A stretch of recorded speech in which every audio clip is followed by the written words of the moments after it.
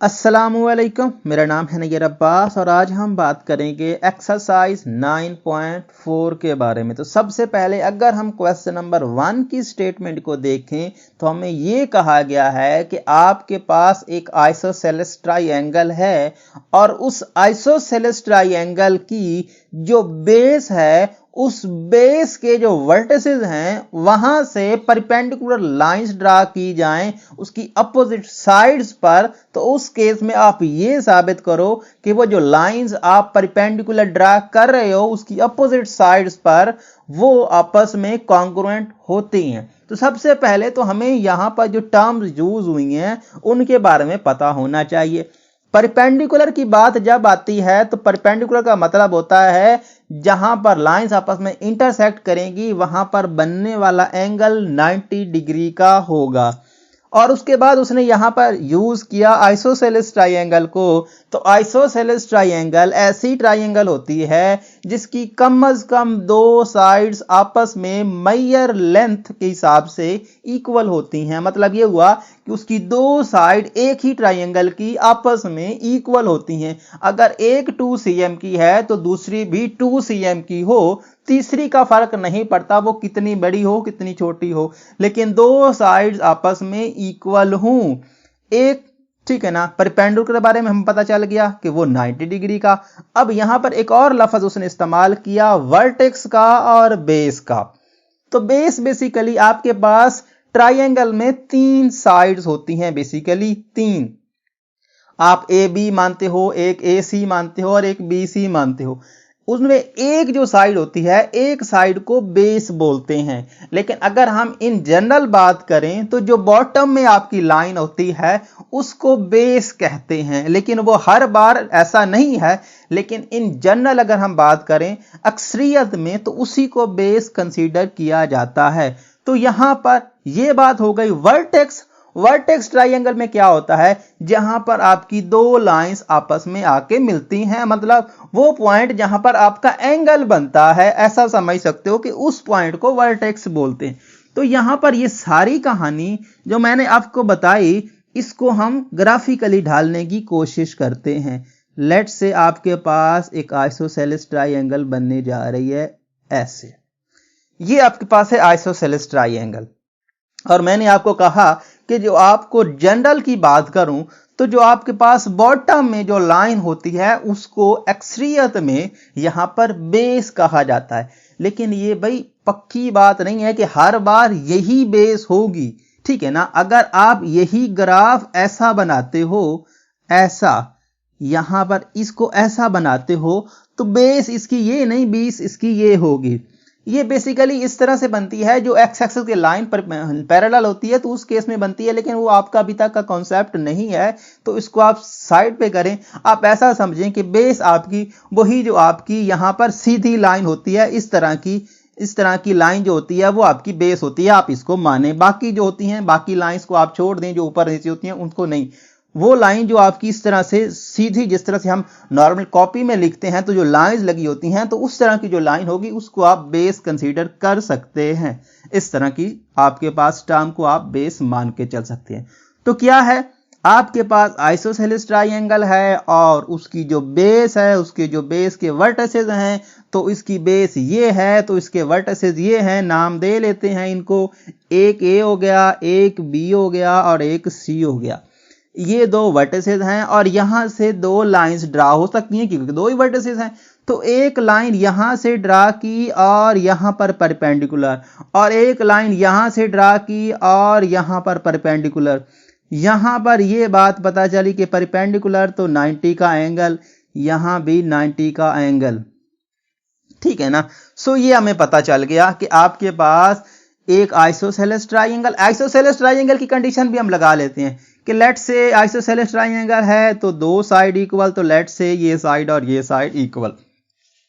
ये साइड और ये साइड इसलिए इक्वल क्योंकि आइसोसेलेस ट्राइंगल है, और ये दो लाइनें इसीलिए लगाएं कि उसने कहा कि बेस के वर्टिसेस से लाइनें खींचो और परपेंडिकुलर ड्रा करो उसकी अपोजिट साइड पे।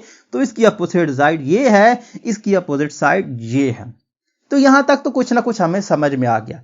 अब हमें साबित क्या करना है, हमें यह साबित करना है कि ये जो दोनों लाइंस हैं जो हमने खुद से ड्रा की हैं ये आपस में मेजर में इक्वल हैं।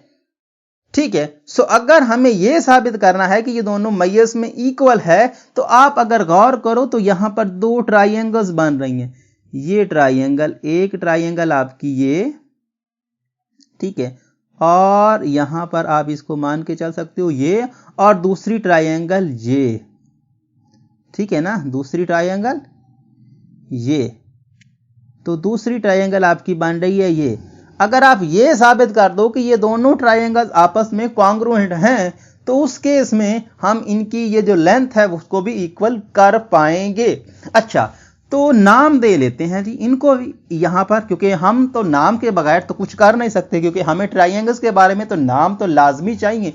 तो ये आपका ए, ये आपका बी, ये आपका सी, और इसको आप कह दो डी, और इसको कह दो ई, और ये अपनी मर्जी के नाम है। अब मैं क्या करता हूं, इसको सेपरेट करता हूं। यही ट्राइंगल्स आपको यहां पर देखने को बहुत मुश्किल नजर आएंगी, लेकिन अगर हम इनको यहां पे ड्रा कर लें, इनको अलहदा-अलहदा कर लें तो बहुत आसान हो जाएगा। यहां पर क्या करते हैं, इसी को चाहे तो कॉपी कर लें, इसी को मैं कॉपी कर रहा हूं, इसको यहां पर, ये जो आपके पास ट्राइंगल्स हैं ये ट्राइंगल, तो इसको ट्राइंगल को मैं यहां उठा रहा हूं और इस ट्राइंगल को मैं यहां उठा रहा हूं।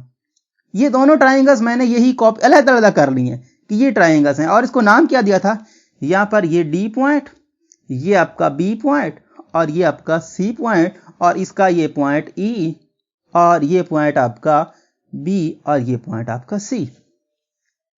अच्छा, और ये भी आपको पता है कि ये एंगल 90 का है यहां पर, और ये एंगल भी आपको पता है 90 का है, ठीक है ना, ये आपको पता है 90 का है और ये भी आपको पता है 90। अब देखें तो क्या हो रहा है कि आपके पास दो एंगल सेम हैं, आपको कॉन्ग्रुएंट साबित करना है ना, तो कॉन्ग्रुएंट साबित करने के लिए या तो दो साइड और एक एंगल, या फिर आपके पास दो एंगल और एक साइड, किसी तरह से इक्वल करो। सो इक्वल करो तो आपको करना पड़ेगा। अब अगर गौर करो ना यहां पे, तो ये दो साइड्स थी एक ही ट्राइंगल की, आपस में कॉन्ग्रुएंट थी, तो हमने ये पढ़ा हुआ है कि एक ही ट्राइंगल हो, उसकी दो साइड हों और आपस में कॉन्ग्रुएंट हों, तो उनके जो अपोजिट एंगल होते हैं वो भी कॉन्ग्रुएंट होते हैं। मानते हो ना इस बात को, हमने इसको काफी बार किया है कि ये साइड और ये साइड अगर में आपस में कॉन्ग्रुएंट हैं तो इसके अपोजिट एंगल और इसके अपोजिट एंगल भी आपस में कॉन्ग्रुएंट होंगे। इस बात को मानते हो? तो मतलब ये हुआ कि ये दोनों साइड आपस में कॉन्ग्रुएंट हैं, मतलब डी और यहाँ, सॉरी डी और नहीं, ये आपका ए से बी और ए से सी जो है, ये दोनों लाइंस आपस में कॉन्ग्रुएंट हमने मानी। क्यों मानी? क्योंकि आइसोसेलेस ट्राइंगल थी, तो उसके कॉरेस्पॉन्डिंग ये एंगल और ये एंगल बराबर होगा, एंगल बी और एंगल सी भी बराबर होगा। होगा कि नहीं होगा? बिल्कुल होगा। तो एंगल बी और एंगल सी भी बराबर हैं। किस वजह से? इस वजह से कि ये दोनों ट्राइंगल, यहां पर ये जो ट्राइंगल है ये आइसोसेलेस ट्राइंगल है। आइसोसेलेस ट्राइंगल में दो आपके जो लेंथ होती हैं आपकी साइड्स की, वो आपस में इक्वल होती हैं, तो उसके कॉरेस्पॉन्डिंग एंगल भी इक्वल होते हैं। तो हमने ए बी और ए सी को माना था इक्वल, तो उसके कॉरेस्पॉन्डिंग एंगल, सामने वाले एंगल बी और सी बन रहे थे, तो बी और सी भी इक्वल हो गए। तो ये एंगल इस एंगल के इक्वल हो गया। दो एंगल एक साइड इक्वल हो गई। कौन सी साइड? ये बी सी, इसमें भी आ रही है, इसमें भी आ रही है, तो बी सी इसमें भी आ गई, इसमें भी आ गई, तो मसला सॉल्व हो गया। आपने जो साबित करना था वो आपने साबित कर लिया। देखें, एक साइड दो एंगल बराबर, तो ट्राइंगल्स कॉन्ग्रुएंट हो गई। अगर दोनों यहां पर कॉन्ग्रुएंट हो गई तो यहां पर देखें, ये एंगल और ये एंगल कॉन्ग्रुएंट हैं, तो इसके अपोजिट साइड आपस में कॉन्ग्रुएंट होंगी। तो इसकी अपोजिट साइड है ई सी और इसकी अपोजिट साइड है बी डी, तो B D is congruent to E C. यही तो आपको प्रूव करना था, यही तो आपकी दो लाइंस थी, ई सी और यहां पर कौन सी दूसरी आपकी यहां पर बी डी।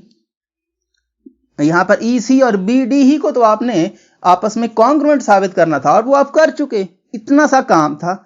अब हम इसको लफ्जों में उतारने की कोशिश करते हैं, ठीक है ना। जो हमने किया उसको हम लफ्जों में उतारने की कोशिश करते हैं। सबसे पहले तो आपको पता है कि क्या करना होता है। सबसे पहले तो आपको लिखना होता है कि भाई हमें गिवन क्या है। तो सबसे पहले हम लिख लेते हैं गिवन। और गिवन में क्या है, गिवन में आपके पास एक आइसोसेलेस ट्राइंगल है। Let A B C is an isosceles triangle. तो ये हो गई बात, यहां पर इज एन, यहां पर आइसोसेलेस ट्राइंगल। तो यहां तक तो ये बात हो गई कि क्या है, आइसोसेलेस ट्राइंगल है। अच्छा, आइसोसेलेस ट्राइंगल है तो हमने ये मान लिया कि भाई क्या है, यहां पर इस ग्राफ को देखते रहना, ठीक है ना। इस ग्राफ को देखते रहिएगा क्योंकि ए बी और ए सी हमने इक्वल मान लिए, क्योंकि आइसोसेलेस ट्राइंगल की वजह से यहां पर आप आई ई लिखना चाहो तो लिख सकते हो। इसका मतलब क्या है कि ए बी और ए सी साइड जो है ना, ये हमने कॉन्ग्रुएंट मान ली है, इसलिए कि क्योंकि ये कॉन्ग्रुएंट, यहां पर ये आइसोसेलेस है। और ये अगर कॉन्ग्रुएंट है तो इससे हमें ये भी पता चला है कि एंगल बी जो है ना, एंगल बी वो कॉन्ग्रुएंट होगा एंगल सी के। ये इसी बात से हमें पता चला है कि आइसोसेलेस है तो दो साइड आपस में कॉन्ग्रुएंट और दो एंगल्स भी आपस में कॉन्ग्रुएंट। तो एक चीज तो हमें यहां गिवन से पता चली। अब दूसरी क्या है, दूसरी उसने कुछ दी है ऐसी कि आपने बेस से परपेंडिकुलर ड्रा करने हैं। तो बेस से परपेंडिकुलर ड्रा करने हैं, आप ऐसा करना ना, इस ग्राफ को सबसे पहले बना लेना, ठीक है ना। इस ग्राफ को, ये जो फिगर है, ये फिगर आपको सबसे पहले क्वेश्चन को सोल्यूशन में, जैसे ही आप सोल्यूशन की बात करोगे तो सोल्यूशन में आप सबसे पहले इस ग्राफ को बना लीजिएगा, ठीक है ना। यहां पर मैंने गिवन में लिखा ना, तो गिवन में ये सब लिखने की पहले आपने इसको लिख, यहां पर क्या करना है, सबसे पहले इस फिगर को बना लेना। सबसे पहले इस फिगर को बना लेना।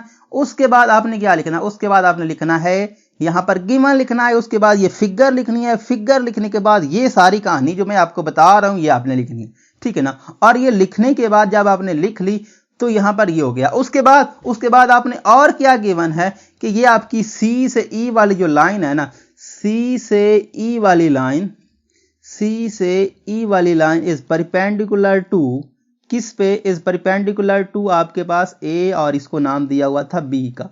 तो ए बी पे, सी से ई वाली जो लाइन है वो परपेंडिकुलर है किस पे, ए से बी पे। अब और क्या है, बी से डी वाली जो लाइन है, बी से डी वाली जो लाइन है, बी से डी वाली जो लाइन है वो परपेंडिकुलर है। परपेंडिकुलर आपने क्या की, परपेंडिकुलर ड्रा की किस पे, ए से सी पे। ये आपको गिवन है। अब आपको लिखना है कि हमें प्रूव क्या करना है, ठीक है ना। आपको लिखना है कि क्या है, अब आपको लिखना है कि आपको प्रूव क्या करना है। तो आप लिखोगे टू प्रूव, कि हमें क्या प्रूव करना है। तो उस केस में आप क्या लिखोगे, उस केस में यहां पर आप लिखोगे कि भाई आपको इन दोनों को कॉन्ग्रुएंट प्रूव करना है। तो सी ए या ई सी लाइन लिख दें, सी ई लाइन लिख दें, या फिर ई सी लिख दें। E C is congruent to B D लिख लें, या फिर डी बी लिख लें, जैसा आपको बेस्ट लगता है। तो डी बी लिख लें, या फिर डी बी नहीं लिखना चाहते तो आप लिख सकते हो B D is congruent to this. ये आपका ऑब्जेक्टिव है, इन दोनों लाइंस को आप कॉन्ग्रुएंट प्रूव करना चाह रहे हो। अच्छा, ये तो हमारा हो गया ना सारा खेल जो हम करना चाह रहे थे। अब हम असल स्टार्ट करते हैं। यहां पर स्टेटमेंट्स,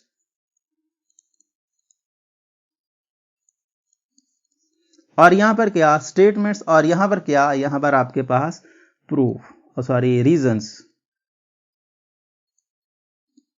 स्टेटमेंट में क्या है, स्टेटमेंट में कुछ भी नहीं है भाई। स्टेटमेंट में आप इसकी बात कर रहे थे ना, आप इन दोनों ट्राइंगल्स की बात कर रहे थे। तो ट्राइंगल आप बी सी डी लिख लें, और यहां पर बी सी डी और आपके पास बी सी ई, दो ट्राइंगल्स लिख लें, इनका कॉन्ग्रुएंस रिलेशन लिख लें। तो ट्राइंगल बी सी डी, हम इनका रिलेशन देखना चाह रहे हैं। Triangle B D, B C D और बी सी और ई का हम देखना चाह रहे हैं, और यहां पर ये हो गया। अब बी सी और ये देखना चाह रहे हैं, तो क्या है, हमने क्या किया, लॉजिक क्या दी, लॉजिक ये दी थी कि एंगल बी जो है, angle B is congruent to angle C, angle B is congruent to angle C. ठीक है, angle B is congruent to angle C, और ये क्यों है भाई, गिवन है ये, क्योंकि हम वो वहां पर बात कर चुके हैं स्टार्ट में कि अगर ये इक्वल हैं तो एंगल बी एंगल सी के बराबर होगा, कॉन्ग्रुएंट। मैं अब इसको ये देखें ना, ये बात मैं आपको काफी बार कह चुका हूं कि कॉन्ग्रुएंट को हटाने के लिए आप क्या लगा दो, मैयर आप लगा दो, आप मैयर लगा दो कहीं पर, इसके साथ भी मैयर ए बी लगा दो, और इस कॉन्ग्रुएंट को इक्वल में कन्वर्ट कर दो, इस पर भी एम लगा दो और ए सी कर दो, तो ये इक्वल हो जाएंगी। ये इक्वल और कॉन्ग्रुएंट की एक ही कहानी होती है सारी, ठीक है ना। यहाँ कॉन्ग्रुएंट को हटाने के लिए एम लगाना होता है, एम लगा दो तो कॉन्ग्रुएंट खत्म हो जाएगा, फिर आप मैयर में इक्वल कह सकते हो, तो ये कहानी है सारी। अच्छा, सो यहां तक तो हमने ये बात की। अच्छा, और क्या है, और आपको क्या पता है, बी सी दोनों में कॉमन है, बी सी उसमें भी है उसमें भी है, मैंने आपको अलग करके दिखाया, तो बी सी दोनों में कॉमन है, तो बी सी लाइन जो है, बी सी लाइन दोनों में कॉमन है, तो दोनों में कॉमन है, तो ये भाई क्या है, कॉमन है। और कॉमन की बजाय आप इसको मैथमेटिक्स जबान में लिखना चाहते हो तो आप इसको लिख सकते हो रिफ्लेक्सिव प्रॉपर्टी, ठीक है ना। रिफ्लेक्सिव प्रॉपर्टी, अगर कॉमन आपको बोल जाए, आपको कॉमन जो है अच्छा नहीं लगता, तो आप लिख सकते हो रिफ्लेक्सिव प्रॉपर्टी, या रिफ्लेक्सिव प्रॉपर्टी अच्छी नहीं लगती तो कॉमन लिख सकते हो, एक ही बात। अच्छा, यहां पर ये बात हो गई।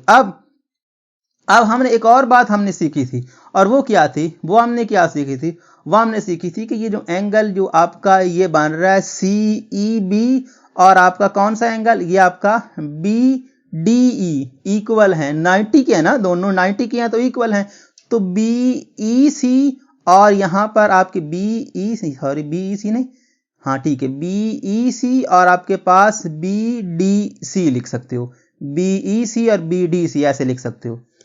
तो बी, ये एंगल्स को लिखने का सिर्फ सेंटर में वो वैल्यू आनी चाहिए जिसका आप एंगल देखना चाह रहे हो, तो angle B C E is congruent to angle B C, sorry B C E मैंने लिख दिया, बी सी ई नहीं, बी ई सी, बी ई सी, और यहां पर भी आएगा B D C, B D C, क्योंकि हम एक तो डी पे देखना चाह रहे हैं, दूसरा सी पे, दोनों बाकी दोनों वर्टिसेस तो सेम है, बाकी दोनों तो सेम ही चीजें हैं, सिर्फ यहां पे एंगल चेंज होता है तो वो ई पे है, बाकी सारी कहानी तो सारी सेम है। तो ये क्यों है, ये इसलिए है भाई कि क्योंकि यहां पर दोनों की मेजरमेंट, यहां पर आप लिख सकते हो, आप या तो वो लाइन लिख दो कि परपेंडिकुलर है, या फिर आप ये लिख दो कि भाई ये इसलिए है क्योंकि यहां पर बी,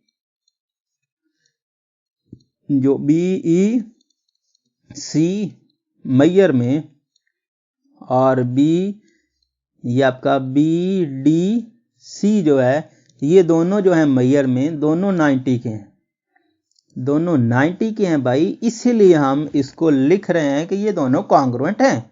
और ये 90 के क्यों हैं, अगर आप ये नहीं लिखना चाहते भाई ये 90 है, तो आप ये लिख दें कि वो ए सी जो वो परपेंडिकुलर लाइन लिख दें, जो हमने ये कहा था कि भाई ये क्या है, ये आपके पास सी ई या फिर E C line is perpendicular और ए बी, और ये B D line is perpendicular और ए सी, तो या तो वो चीज लिख लें, या फिर इसके सामने वाली ये कहानी लिख लें, ठीक है ना, उसके सामने वाली, या फिर ये कहानी, ये लॉजिक जो दी हुई है, ये लॉजिक थे, दोनों का मतलब सेम होगा। जो लॉजिक आपको पसंद आती है, जो आप लिखना चाहते हो वो लिख सकते हैं, ऐसा कोई सीन नहीं है कि वो लिखोगे तो ठीक होगे, वो लिखोगे तो गलत होगी, ये भी बात वही है, वो भी बात वही है, ठीक है।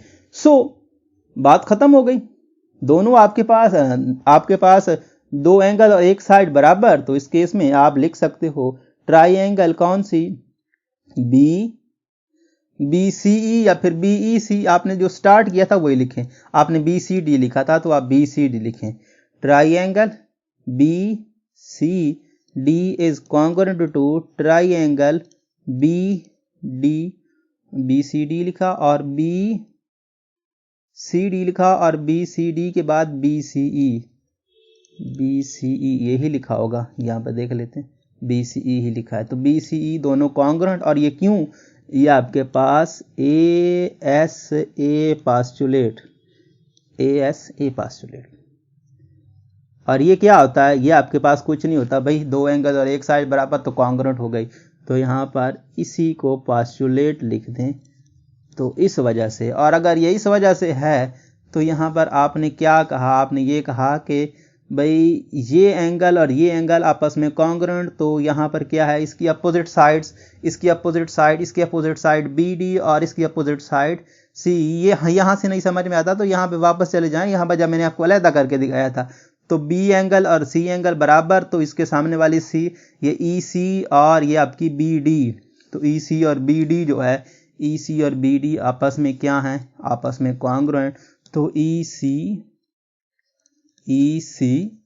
या फिर CA भी लिख सकते हो, और यहाँ पर EC और यहाँ पर दूसरा क्या था BD या फिर DB, EC और आप लिख सकते हो DB आपस में कॉन्ग्रुएंट। और ये क्यों है, ये आप लिख सकते हो कॉन्ग्रुएंट ट्राइएंगल।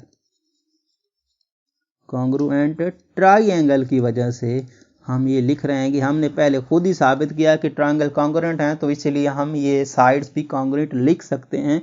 तो इस तरह से हमने ये साबित कर दिया कि वो जो लाइन दूसरी अपोजिट साइड पे परपेंडिकुलर गिर रही थी वो भी आपस में कॉन्ग्रुएंट हैं। तो इस तरह से इसका किस्सा हो जाता है तमाम। अब हम नेक्स्ट की बात करते हैं। नेक्स्ट में कहानी कुछ इस तरह से है आपके सामने। यहाँ पर देखें, यहाँ पर आपको कुछ नई टर्म्स मिलेंगी, नई कहानियाँ मिलेंगी, उसको भी हम सुधारने की कोशिश करेंगे कि क्या कह रहे हैं, क्या करना है। अच्छा, सबसे पहले वो कहता है कि if a bisector of an angle of A triangle bisects it's opposite side. अच्छा, यहाँ पर उसने जो टर्म्स यूज़ की बाइसेक्टर की, बाइसेक्टर के बारे में जब से हम चैप्टर नंबर 9 में आए हैं तो बाइसेक्टर हर एक्सरसाइज में तकरीबन यूज हो रहा है। बाइसेक्टर क्या किसको कहते हैं, बाइसेक्टर बेसिकली वो लाइन होती है जो एंगल के साथ आ जाए तो एंगल को दो हिस्सों में कट कर दे, अगर लाइन के साथ आ जाए तो लाइन को दो हिस्सों में इक्वली कट कर दे। तो यहां पर क्या है, आपके पास इस बार भी बाइसेक्टर है एंगल के साथ, तो इस बार एंगल को दो बराबर हिस्सों में वो काटने वाला है, और ट्राइएंगल का एंगल है और उसके साथ साथ बाइसेक्ट्स इट्स अपोजिट साइड।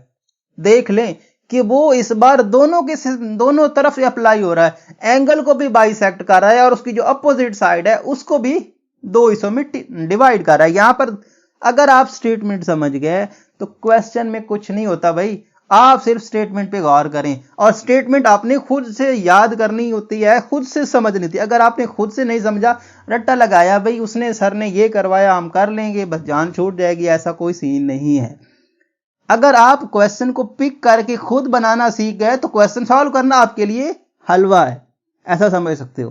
क्या है कि if a bisector of an angle of A triangle bisects it's opposite side, आपके पास एक बाइसेक्टर है जो एंगल को कट कर रहा है दो बराबर हिस्सों में, और उसके साथ साथ वो बाइसेक्ट भी कर रहा है अपोजिट साइड को। तो उस केस में आप क्या करो, then the triangle will be isosceles triangle. तो उस केस में वो जो बड़ी ट्राइएंगल है वो आइसोसेलेस ट्राइएंगल होगी। अब मैं आपको ग्राफिकली समझाने की कोशिश करता हूं कि क्या कहा उसने कहा कि भाई एक ट्राइएंगल है, नहीं पता कैसी है कैसी नहीं है, ये एक ट्राइएंगल है, नाम हम जैसे देते हैं हमारी मजबूरी होती है, वर्टिसेस को नाम दे देते हैं, ABC वर्टिसेस हैं इसके। उसने कहा कि भाई एक आपके पास एंगल है, एक लाइन है जो एंगल को और उसके सामने वाली साइड को अपोजिट उसको दो हिस्सों में डिवाइड करती है, उसको बाइसेक्ट करती है, एंगल को भी बाइसेक्ट करती है और उसकी अपोजिट साइड को भी बाइसेक्ट करती है। लेट से हमने मान लिया कि भाई हमारा ये एंगल है और ये वो लाइन है जिसके बारे में बात हो रही है कि वो क्या कर रही है, वो आपके पास बाइसेक्ट कर रही है, इसको भी दो हिस्सों में डिवाइड कर रही है और इसको भी दो हिस्सों में डिवाइड कर रही है। ये लाइन आप ऐसे भी ड्रा कर सकते हो, ये लाइन आप यहां से भी ड्रा कर सकते हो, कोई इशू नहीं है, आप तीनों वे से कर सकते हो। ये नहीं है कि मैंने एंगल ए से वो ड्रा किया है तो आपको एंगल ए से ही ड्रा करनी है, किसी तरह से तीनों वर्टिसेस से ड्रा कर सकते हो, कोई सीन नहीं है। उसके रिलेटेड थोड़ी बहुत कंडीशन आगे पीछे हो जाएंगी, मतलब वही रहेगा। अच्छा, आपने एंगल को बाइसेक्ट कर दिया, आपने यहां पर इसको भी बाइसेक्ट कर दिया, और इसको नाम जिस तरह से हम पुराने काम डी नाम देते हैं, नॉर्मली ABC के बाद डी आता है तो डी दे देते हैं नाम, तो ये नाम भी अपनी मर्जी से दे रहे होते हैं। अच्छा, हमारा ऑब्जेक्टिव क्या है? हमारा ऑब्जेक्टिव भाई ये है कि हम किसी तरह से इस ट्राइंगल की दो साइड्स को इक्वल कर दें। मतलब ये हुआ कि अगर हम ये साबित कर दें कि ए से बी और ए से सी की जो मेजरमेंट है वो इक्वल है, तो आइसोसेलेस ट्राइंगल तो प्रूव हो जाएगी ना। हमारा ऑब्जेक्टिव यही है कि दो साइड्स को किसी तरह से इक्वल करना। अब यहां पर बन गई हैं दो ट्राइंगल। अगर हम इन दो ट्राइंगल्स को आपस में किसी तरह से कॉन्ग्रुएंट कर दें तो हमें क्या है, हमें यहां पे पता चल जाएगा कि अगर ये कॉन्ग्रुएंट है तो इस तरह से अपोजिट साइड भी कॉन्ग्रुएंट हो जाएंगी। तो किस्सा मुख्तसर हमारा सवाल आसान हो सकता है क्वेश्चन। अच्छा, हमें क्या पता चला? हमें यह पता चला कि ये आपका A B A D angle और सी ए डी एंगल बराबर हैं। क्यों है? क्योंकि ये बाइसेक्ट हो रहे हैं एक बाइसेक्टर लाइन से। तो आप इसको कह सकते हो कि ये एंगल जो है, ये एंगल और ये एंगल बराबर। एक बात, एक चीज हमें पता चली। उसके बाद एक और बात उसने बताई कि भाई वो अपोजिट साइड को भी बाइसेक्ट कर रही है। तो बाइसेक्ट करने का मतलब क्या होता है? दो बराबर हिस्सों में काट देना। सो बी से डी का डिस्टेंस और डी से सी का डिस्टेंस वो भी बराबर होगा। क्यों होगा? क्योंकि ये लाइन इसको भी दो बराबर हिस्सों में काट कर रही है। एंगल को तो कट कर रही है, इसको भी कट रही है, तो इसको भी दो बराबर हिस्सों में कट कर रही है। ठीक है ना? तो ये हमारा यहां पर ये मैंने लिखा हुआ है, ये भूल नहीं जाना, ये हमारा ऑब्जेक्टिव है। ये हम बताना चाह रहे हैं कि बेसिकली हमने क्या करना है। ठीक है ना? ये हमारा ऑब्जेक्टिव था, ये नहीं। हमने सिर्फ ये साइड हमें पता चली है, और ये तो वैसे कॉमन है। दो साइड एक एंगल बराबर तो ट्राइंगल कॉन्ग्रुएंट, इतना सा काम है ना। ये साइड हमें पता चल गई कि बाइसेक्ट हो रही है, तो बाइसेक्ट हो रही है दो हिस्सों में, तो ये बराबर। और ये एंगल ये जो साइड है दोनों में आ रही है, और ये एंगल भी इसी लाइन से बाइसेक्ट हो रहा है। तो एक एंगल दो साइड बराबर, तो कॉन्ग्रुएंट। तो अगर ये कॉन्ग्रुएंट, तो ये दो एंगल आपस में कॉन्ग्रुएंट, तो इसके अपोजिट साइड भी कॉन्ग्रुएंट। ओके हो गया। अब यहां पे ये साइड दोनों में आ रही है, तो इसके सामने वाला एंगल ये और इसके सामने वाला एंगल एंगल ये दोनों कॉन्ग्रुएंट। तो मतलब एंगल बी और एंगल सी कॉन्ग्रुएंट। बाकी क्या रह गए? बाकी रह गए ये दो साइड और ये दो एंगल। तो ये दो एंगल भी आपस में कॉन्ग्रुएंट होंगे और इनके अपोजिट साइड्स भी आपस में कॉन्ग्रुएंट होंगी। तो ए बी या फिर ए सी आपस में कॉन्ग्रुएंट होंगी, और यही हमारा ऑब्जेक्टिव था, यही तो हम चाह रहे थे। अब हम इसका प्रॉपर वे से प्रूव करने की कोशिश करते हैं, जो हमने सारा काम अभी तक किया है।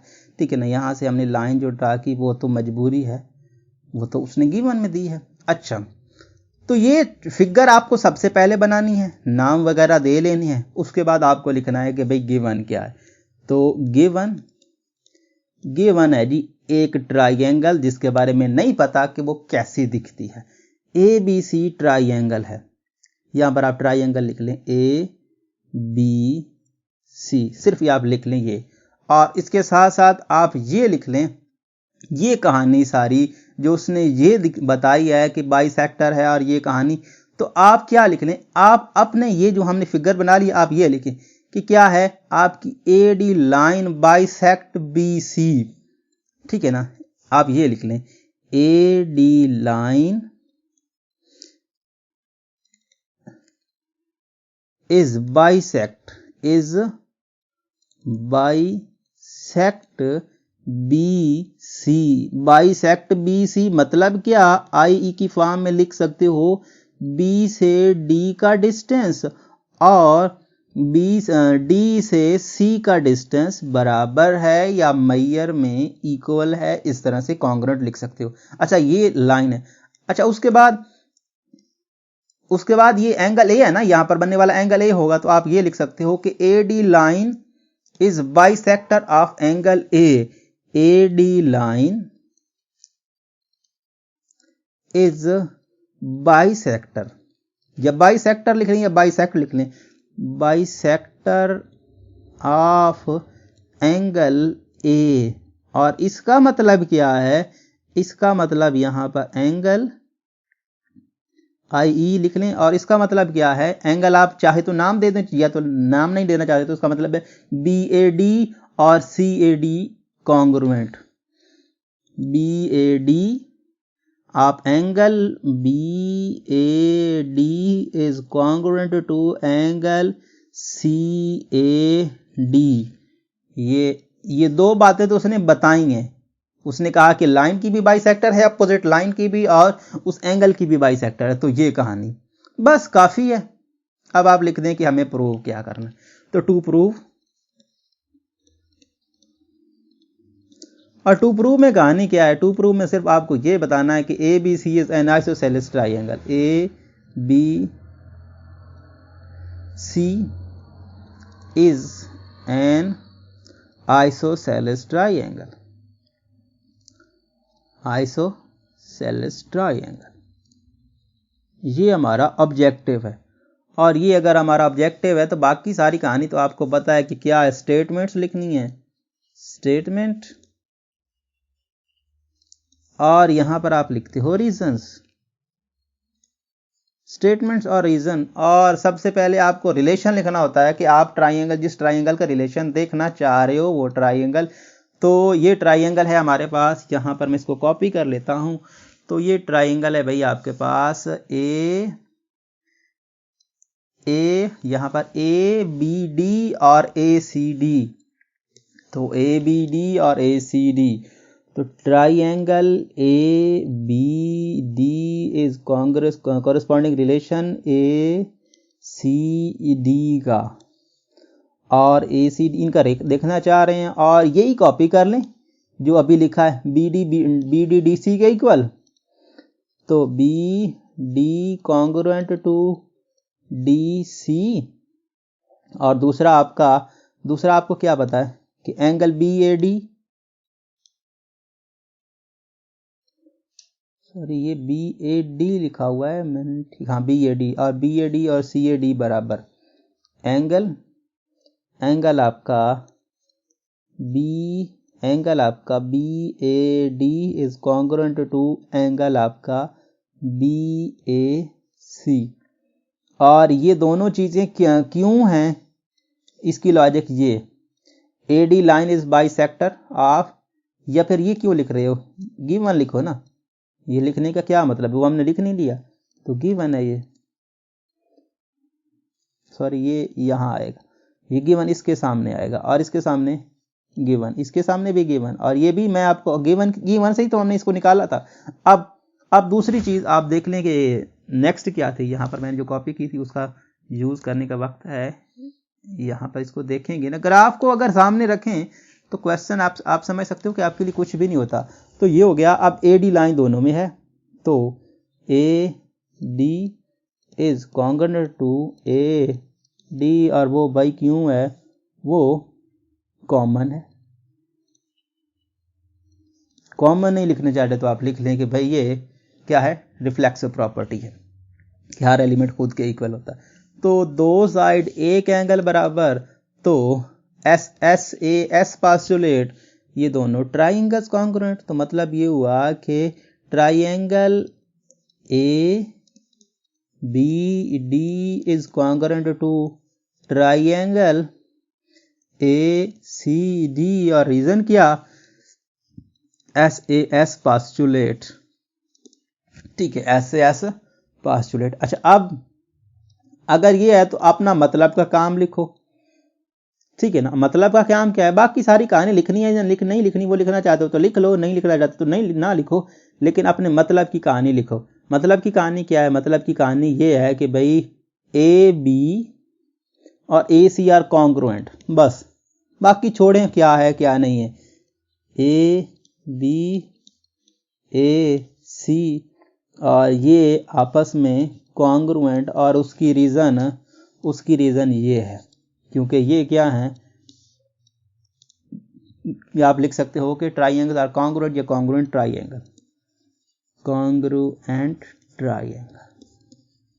ये इसीलिए हम भाई लिख रहे हैं क्योंकि ये ट्राइंगल्स दोनों है कॉन्ग्रुएंट, सो इसीलिए भाई हम इन दोनों को आपस में लिख रहे हैं। तो ये इक्वल, तो यहां पर सो आप लिख दो is an isosceles triangle last पे।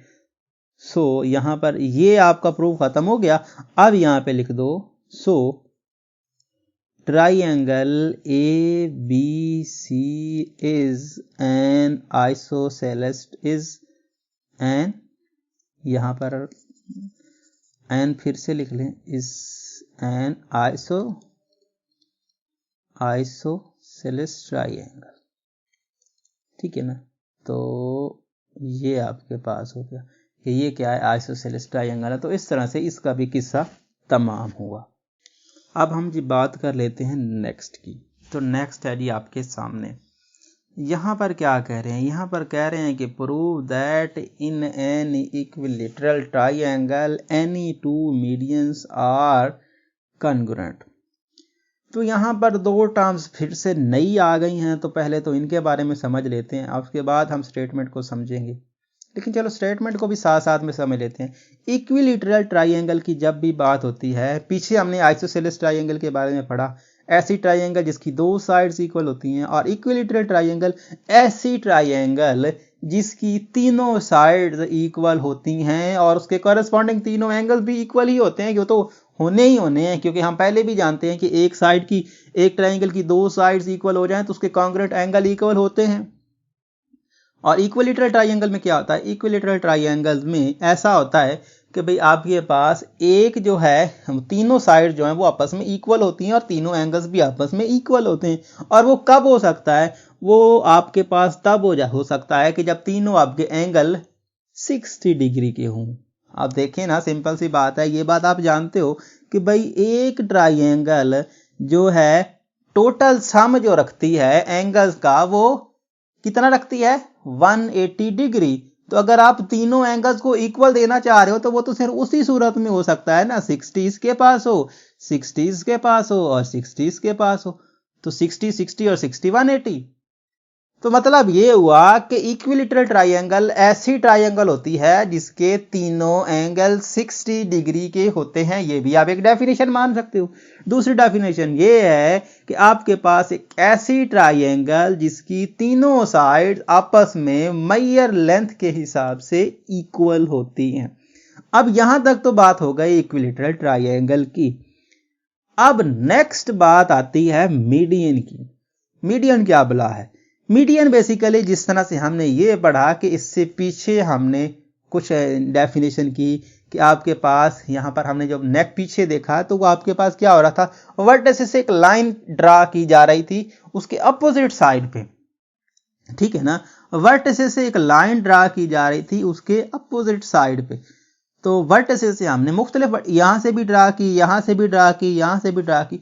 तो वर्टिसेस से अगर आप एक लाइन ड्रा करते हो उसकी अपोजिट साइड पे, और अगर वो लाइन इसको मीडियन में कट करे, मतलब इसको दो हिस्सों में बराबर बराबर कट करे, मतलब यहां से यहां तक का जो डिस्टेंस है वो अगर 10 cm है, टोटल 10 सेंटीमीटर इसकी लेंथ है, तो 5 इसको दे दे, 5 इसको दे दे। मतलब अगर ये मिड पॉइंट पे, दूसरे लफ्जों में बाइसेक्ट, अभी हमने पीछे क्वेश्चन किया बाइसेक्ट का, कि अगर वो जो उसके अपोजिट साइड है उसको बाइसेक्ट करती है, मतलब उसको दो इक्वल हिस्सों में कट करती है, तो उसी लाइन को मीडियन बोलते हैं। तो मीडियन की समझ में आई कि वो आपको इनडायरेक्टली ये कह रहे हैं कि आप जो उसके वर्टेक्स से लाइन ड्रा करोगे वो सामने वाली अपोजिट साइड को क्या कर देगी, दो बराबर हिस्सों में कट कर देगी। अच्छा, यहां तक तो हमें यह समझ में आया कि भाई एक इक्विलैटरल ट्रायंगल है और उसमें दो मीडियन हैं और दो मीडियन लेने हैं और आपने उसको कॉन्ग्रुएंट साबित करना है, ठीक है।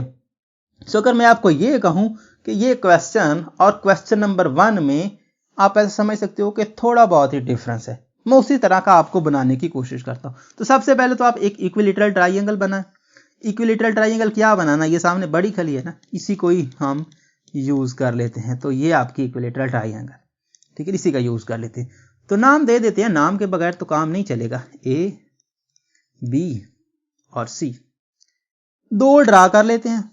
क्वेश्चन 1 में भी तो हमने यही किया था ना कि उसकी बेस से ड्रा किए थे। तो यहां पर भी हम कहीं, यहां पर तो हमें कोई नहीं, वहां पर तो हमें कहा गया था ना कि बेस से ही ड्रा करने हैं, भाई बेस से ही ड्रा करने हैं। लेकिन आप बेस से ड्रा करने का सवाल नहीं है। अब अपनी मर्जी से दो ड्रा कर लो, चाहे तो इन दोनों को ड्रा कर लो, चाहे तो इन दोनों को ड्रा कर लो, लेकिन मैं बी और यहां से ही ड्रा कर रहा हूं, इसलिए क्योंकि ये क्वेश्चन मैं सिमिलर बनाना चाहता हूं पिछले क्वेश्चन के, जो क्वेश्चन नंबर 1 था। तो उसके सिमिलर बनाने के लिए मैंने यहां पर ये लाइन ड्रा की। तो हमने जो नाम वहां दिए थे, यहां पर इसको डी दिया था और इसको हमने ई दिया था, वही उसको सिमिलर बनाने की कोशिश करता हूं। तो फिर वही सीन बन गया ना, वही सीन बन गया पिछला जो हमने पीछे किया था, कि आपके पास क्या है, आपके पास ये भी एक ट्राइंगल, ये भी एक ट्राइंगल, और उस केस में भी आपको यही लाइन जो थी, इन्हीं लाइंस को क्या करना था, इन्हीं लाइंस को तो आपको क्या करना था, इन्हीं लाइंस को आपको प्रूव करना था कि ये आपस में कॉन्ग्रुएंट है। तो यहां पर भी इन्हीं दो लाइंस को, बी डी और यहां पर सी ई को ही कॉन्ग्रुएंट प्रूव करना है। मतलब क्वेश्चन नंबर 1 ही की तरह का खेल है, लेकिन उसमें और इसमें थोड़ा सा डिफरेंट है कुछ चीजें। वहां पे 90 का एंगल था, यहां पर 90 के एंगल वाली कहानी नहीं है, ठीक है ना, 90 के एंगल वाली कहानी नहीं है, तो उसका हम यूज करेंगे। अच्छा, सो ट्राइंगल बन गई भी, और ट्राइंगल बन गई तो मैं यहां से ट्राइंगल बना के उठा लेता हूं यहां से, क्योंकि जब तक हम अलहदा नहीं करेंगे हमें मिक्सिंग होती हुई नजर आएगी। तो क्या करता हूं, मैं इसकी दोनों ट्राइंगल्स बनाता तो हूं, लेकिन यहां से उठा लूंगा इन ट्राइंगल्स को। तो ठीक है, यहां पर मैंने बना ली। अब मैं इनको यहां से यहां लेके आता हूं। भाई जी यहां आ जाएं और आप यहां पे आ जाएं। भाई आप बना लें, कोई प्रॉब्लम नहीं है, आप बना लें। आपको वैसे नहीं समझ, आपको तो बनानी पड़ेगी ना, आप बना लें। उस जैसी ट्राइंगल इधर और जैसी ट्राइंगल इधर बना लें। तो ये क्या थी, ये आपके पास बी सी और ई थी, और ये ट्राइंगल आपके पास क्या थी, ये ट्राइंगल है भाई डी और सी और ये बी। अब मैंने आपको कहा कि भाई इक्विलैटरल ट्राइंगल है, सबका 60 का आपका एंगल है, तो सबका 60 का एंगल है, तो भाई एंगल बी क्या होगा, एंगल बी 60 का ही होगा ना। तो ये आपका 60 डिग्री का है। अब ये एंगल सी क्या है, एंगल सी भी 60 डिग्री का है, क्योंकि ये देख ले हमने बात की हुई है, ये दोनों 60 के हैं। एक एंगल तो हमने बराबर कर लिया। अब ये साइड भी बराबर है, ये साइड भी बराबर है, बी सी और इसी दोनों में कॉमन आ रही है। बाकी रह गई एक साइड या फिर एक एंगल, किसी तरह से हमको ये प्रूव करना कि इक्वल है। तो आल्टीट्यूड का तो हमें नहीं पता कि उसकी लेंथ कितनी हो सकती है, लेकिन एक बात उसने और हमें दी थी, इक्विलैटरल ट्राइंगल। मतलब ये हुआ कि इक्विलैटरल ट्राइंगल जिसकी तीनों साइड्स बराबर थीं, और हमने जो लाइंस ली हैं, ये लाइंस हमने मीडियन लाइन ली हैं, मतलब ऐसी लाइन ली हैं जो उनको दो बराबर हिस्सों में कट करने वाली हैं। ठीक है, दो बराबर हिस्सों में कट करने वाली। तो अगर ये तीनों लाइनें आपस में हैं भी बराबर, और कोई ऐसा पॉइंट जो इसको दो बराबर हिस्सों में कट करेगा, इसको भी दो बराबर हिस्सों में कट करेगा, तो इक्वल तो होगा ना। यहां पर देखिए, मैं आपको यहां पर अगर मैथमेटिक्स की जबान में समझाने की कोशिश करूं कि आपके पास एक है यहां पर 2 सेंटीमीटर, या फिर आप इसको लिख सकते हो 10 सेंटीमीटर, जिस तरह से मैंने आपको कहा था कि 10 सेंटीमीटर है, तो एक के पास आएगा 5 सेंटीमीटर। जब 2 डिवाइड करेंगे तो आपके पास एक के पास आएगा 5 सेंटीमीटर, दूसरे के पास भी आएगा 5 सेंटीमीटर। तो देखें, अगर ये 10 सेंटीमीटर है तो ये लाइन इसको मिड पॉइंट पे कट करने वाली है, तो 5 cm इसके पास, 5 cm इसके पास, तो ये भी तो 10 ही है क्योंकि इक्विलैटरल ट्राइंगल है। तो 5 cm इसके पास, 5 cm इसके पास, तो सबके पास तो 5 ही है, तो इसके पास भी 5 है, इसके पास भी 5 है, तो बराबर हो जाएंगे ना। तो इक्विलैटरल ट्राइंगल और इक्विलैटरल ट्राइंगल मतलब तीनों साइड इक्वल, तो दोनों के मिड पॉइंट आपस में सेम होंगे। तो मतलब B से E का डिस्टेंस और D से C का डिस्टेंस बराबर होगा। क्यों होगा? क्योंकि ये दोनों मिड पॉइंट है और मिड पॉइंट इक्विलैटरल ट्राइंगल के सेम मेजरमेंट रखते हैं, और वो मैं आपको बता चुका हूं। तो B से E का डिस्टेंस और C से E का डिस्टेंस बराबर होगा। सो B से D और C से D ये बराबर, ये वैसे कॉमन, और ये हमने अभी बराबर ले लिया क्योंकि उसने गिवन में इक्विलैटरल ट्राइंगल हमें दी थी, और यहां से इक्विलैटरल ट्राइंगल दोनों 60 के डिग्री के, तो भाई दो साइड एक एंगल बराबर, तो ट्राइंगल्स कॉन्ग्रुएंट, और ट्राइंगल कॉन्ग्रुएंट तो ये दोनों 16 के हैं, इसके सामने वाली साइड ये और इसके सामने वाली साइड ये, तो आपस में हो गई कॉन्ग्रुएंट। तो यही तो प्रूव करना था, तो सी से ई और बी से डी आपस में कॉन्ग्रुएंट है तो प्रूव हो जाएगा। तो इस तरह से ये कहानी खत्म हो जाएगी। अब हम इसको प्रॉपर वे से सॉल्व करने की कोशिश करते हैं। सबसे पहले तो हम ये लिखते हैं कि हमें गिवन क्या है। गिवन में हम लिखते हैं कि भाई एक ट्राइंगल है, लेट से ई ए बी सी। अच्छा, फिर मैं वही आपको बता रहा हूं कि जब आपको स्टार्ट करना है ना, तो स्टार्ट करने के लिए आपको सबसे पहले इस फिगर को ड्रा कर लेना है। इसको ड्रा करो, उसके बाद लिखना स्टार्ट करो। गिवन लिखो, गिवन के बाद वो ट्राइंगल बनाओ, लेट से गिवन लिखो, जिस तरह से हम लिखते हैं गिवन लिखें, और यहां पे ये ट्राइंगल बना लें, और यहां पे ये लाइन इधर और ये लाइन इधर, और इसको नाम दे दो ए का, इसको नाम दे दो बी का, इसको नाम दे दो सी का, इसको डी का और इसको ई का।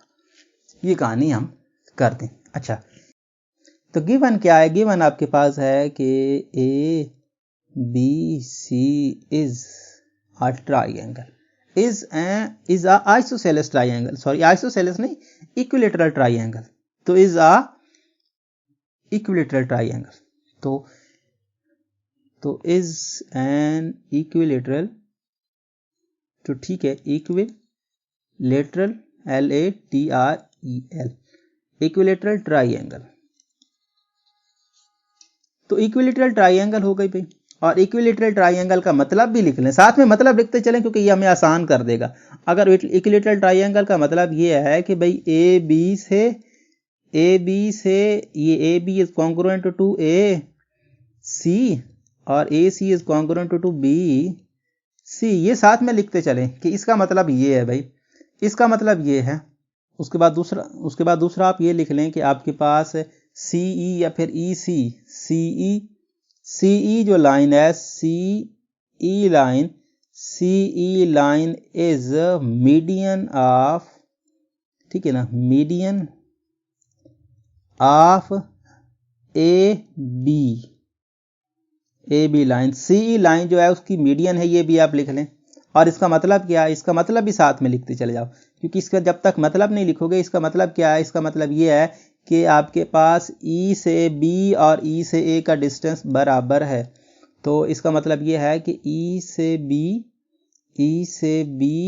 इज कॉन्ग्रुएंट टू ई से ए, ये हो गया सी से ई। और अब बी से डी, तो बी से डी भी मीडियन है ए सी का, तो बी से डी जो है वो भी इज मीडियन है, ठीक है ना, इज मीडियन ऑफ, मीडियन के बाद क्या लिखोगे? इससे मीडियन ऑफ ए सी, तो इस बार ए सी का मीडियन है, ठीक है ना, वो ए सी पे आके गिर रही है ना, तो ए सी पे आके गिर रही है तो इसका ए सी पे मीडियन है। तो इसका मतलब क्या? इसका मतलब ये है कि भाई डी का डिस्टेंस ए डी और डी बी की मेजरमेंट इक्वल होगी, ठीक है ना। मीडियन का मतलब यही होता है, वो मैं आपको समझा चुका। अच्छा, यहां तक तो ये बातें हो गई हमने की। अच्छा,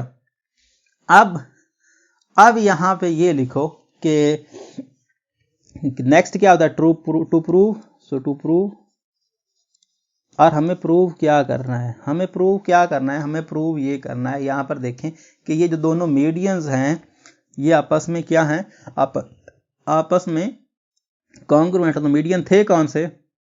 एक का आपका सीई और एक आपका बीडी।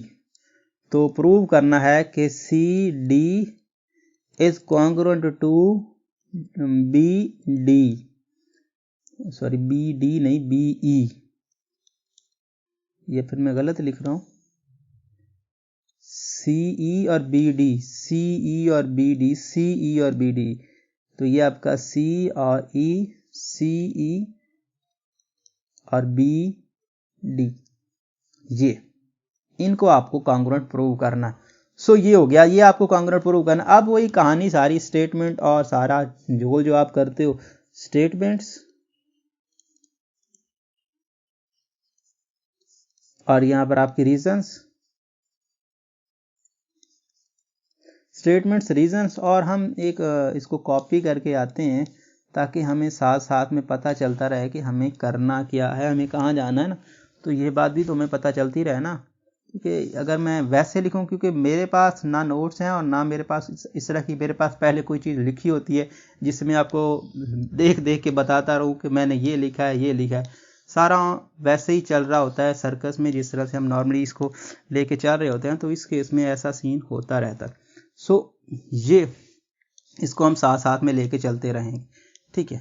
तो यहाँ पर ये मैंने हमें लिख लिया। सबसे पहले तो हमको क्या लिखना होता है, सबसे पहले तो आपको ये लिखना होता है कि हम जिन दो ट्राइंगल्स की कॉन्ग्रुएंट की बात कर रहे हैं तो वो लिखते हैं। तो आपके पास क्या है, बी सी ई, तो ट्राइंगल बी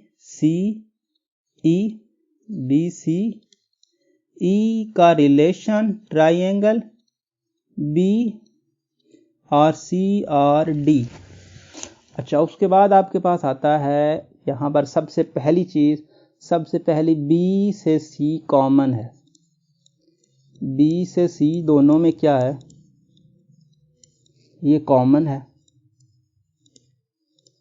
तो कॉमन हो गया। अब उसके बाद angle B is congruent to angle C. Angle B और एंगल सी क्या है, आपस में कॉन्ग्रुएंट है। और उसकी रीजन आप ये लिख दोगे कि भाई एंगल बी जो है यहाँ पर मैयर में लिख दे, measure of angle B which is equal to measure of angle C which is equal to 60 degree. ठीक है, दोनों क्या हैं, 60 डिग्री के हैं, तो इसलिए। या फिर आप ये लिख लें कि एंगल ऑफ इक्विलेटरल ट्राइंगल, तब भी बात वही है, तो उसका मतलब भी 60 डिग्री होता है। अच्छा, ये हो गया। अब जो चीज़ें हमें यहाँ पे, अब नेक्स्ट ई बी और आपके पास ये डी सी, यहाँ पर आप लिख लें E B is congruent to D C. और ये ई बी और डी सी कॉन्ग्रुएंट क्यों है, ये इसीलिए है क्योंकि भाई ये तो उन्होंने दिया हुआ है, ठीक है ना। ये आप लिख सकते हो, गिवन लिखना चाहो तो लिख सकते हो, या फिर आप गिवन ही लिख दें, ज्यादा बेस्ट है। ये आप गिवन लिख दें तो बस, ठीक है, कहानी खत्म हो गई। दो साइड एक एंगल बराबर हो गया, तो ट्राइंगल्स आपस में बी सी और E is congruent to triangle B C और डी, ये आपस में कॉन्ग्रुएंट। और अगर ये आपस में कॉन्ग्रुएंट, तो हमें अपने मतलब की बात निकाल लेनी है। ये 60 का बी के सामने वाला ई सी या फिर सी ए, और आपके पास इसके सामने वाला बी डी, तो सी बी और सी डी, क्या कर रहा हूँ, बी डी, और हमें बी डी को साबित करना ना, तो बी डी और सी ई, तो B D is congruent to B D हो गया ना, ये आपका बी डी, फिर मैं गड़बड़ कर रहा हूँ, बी डी नहीं है ये, हाँ बी डी, ठीक है ना, बी डी और सी ई,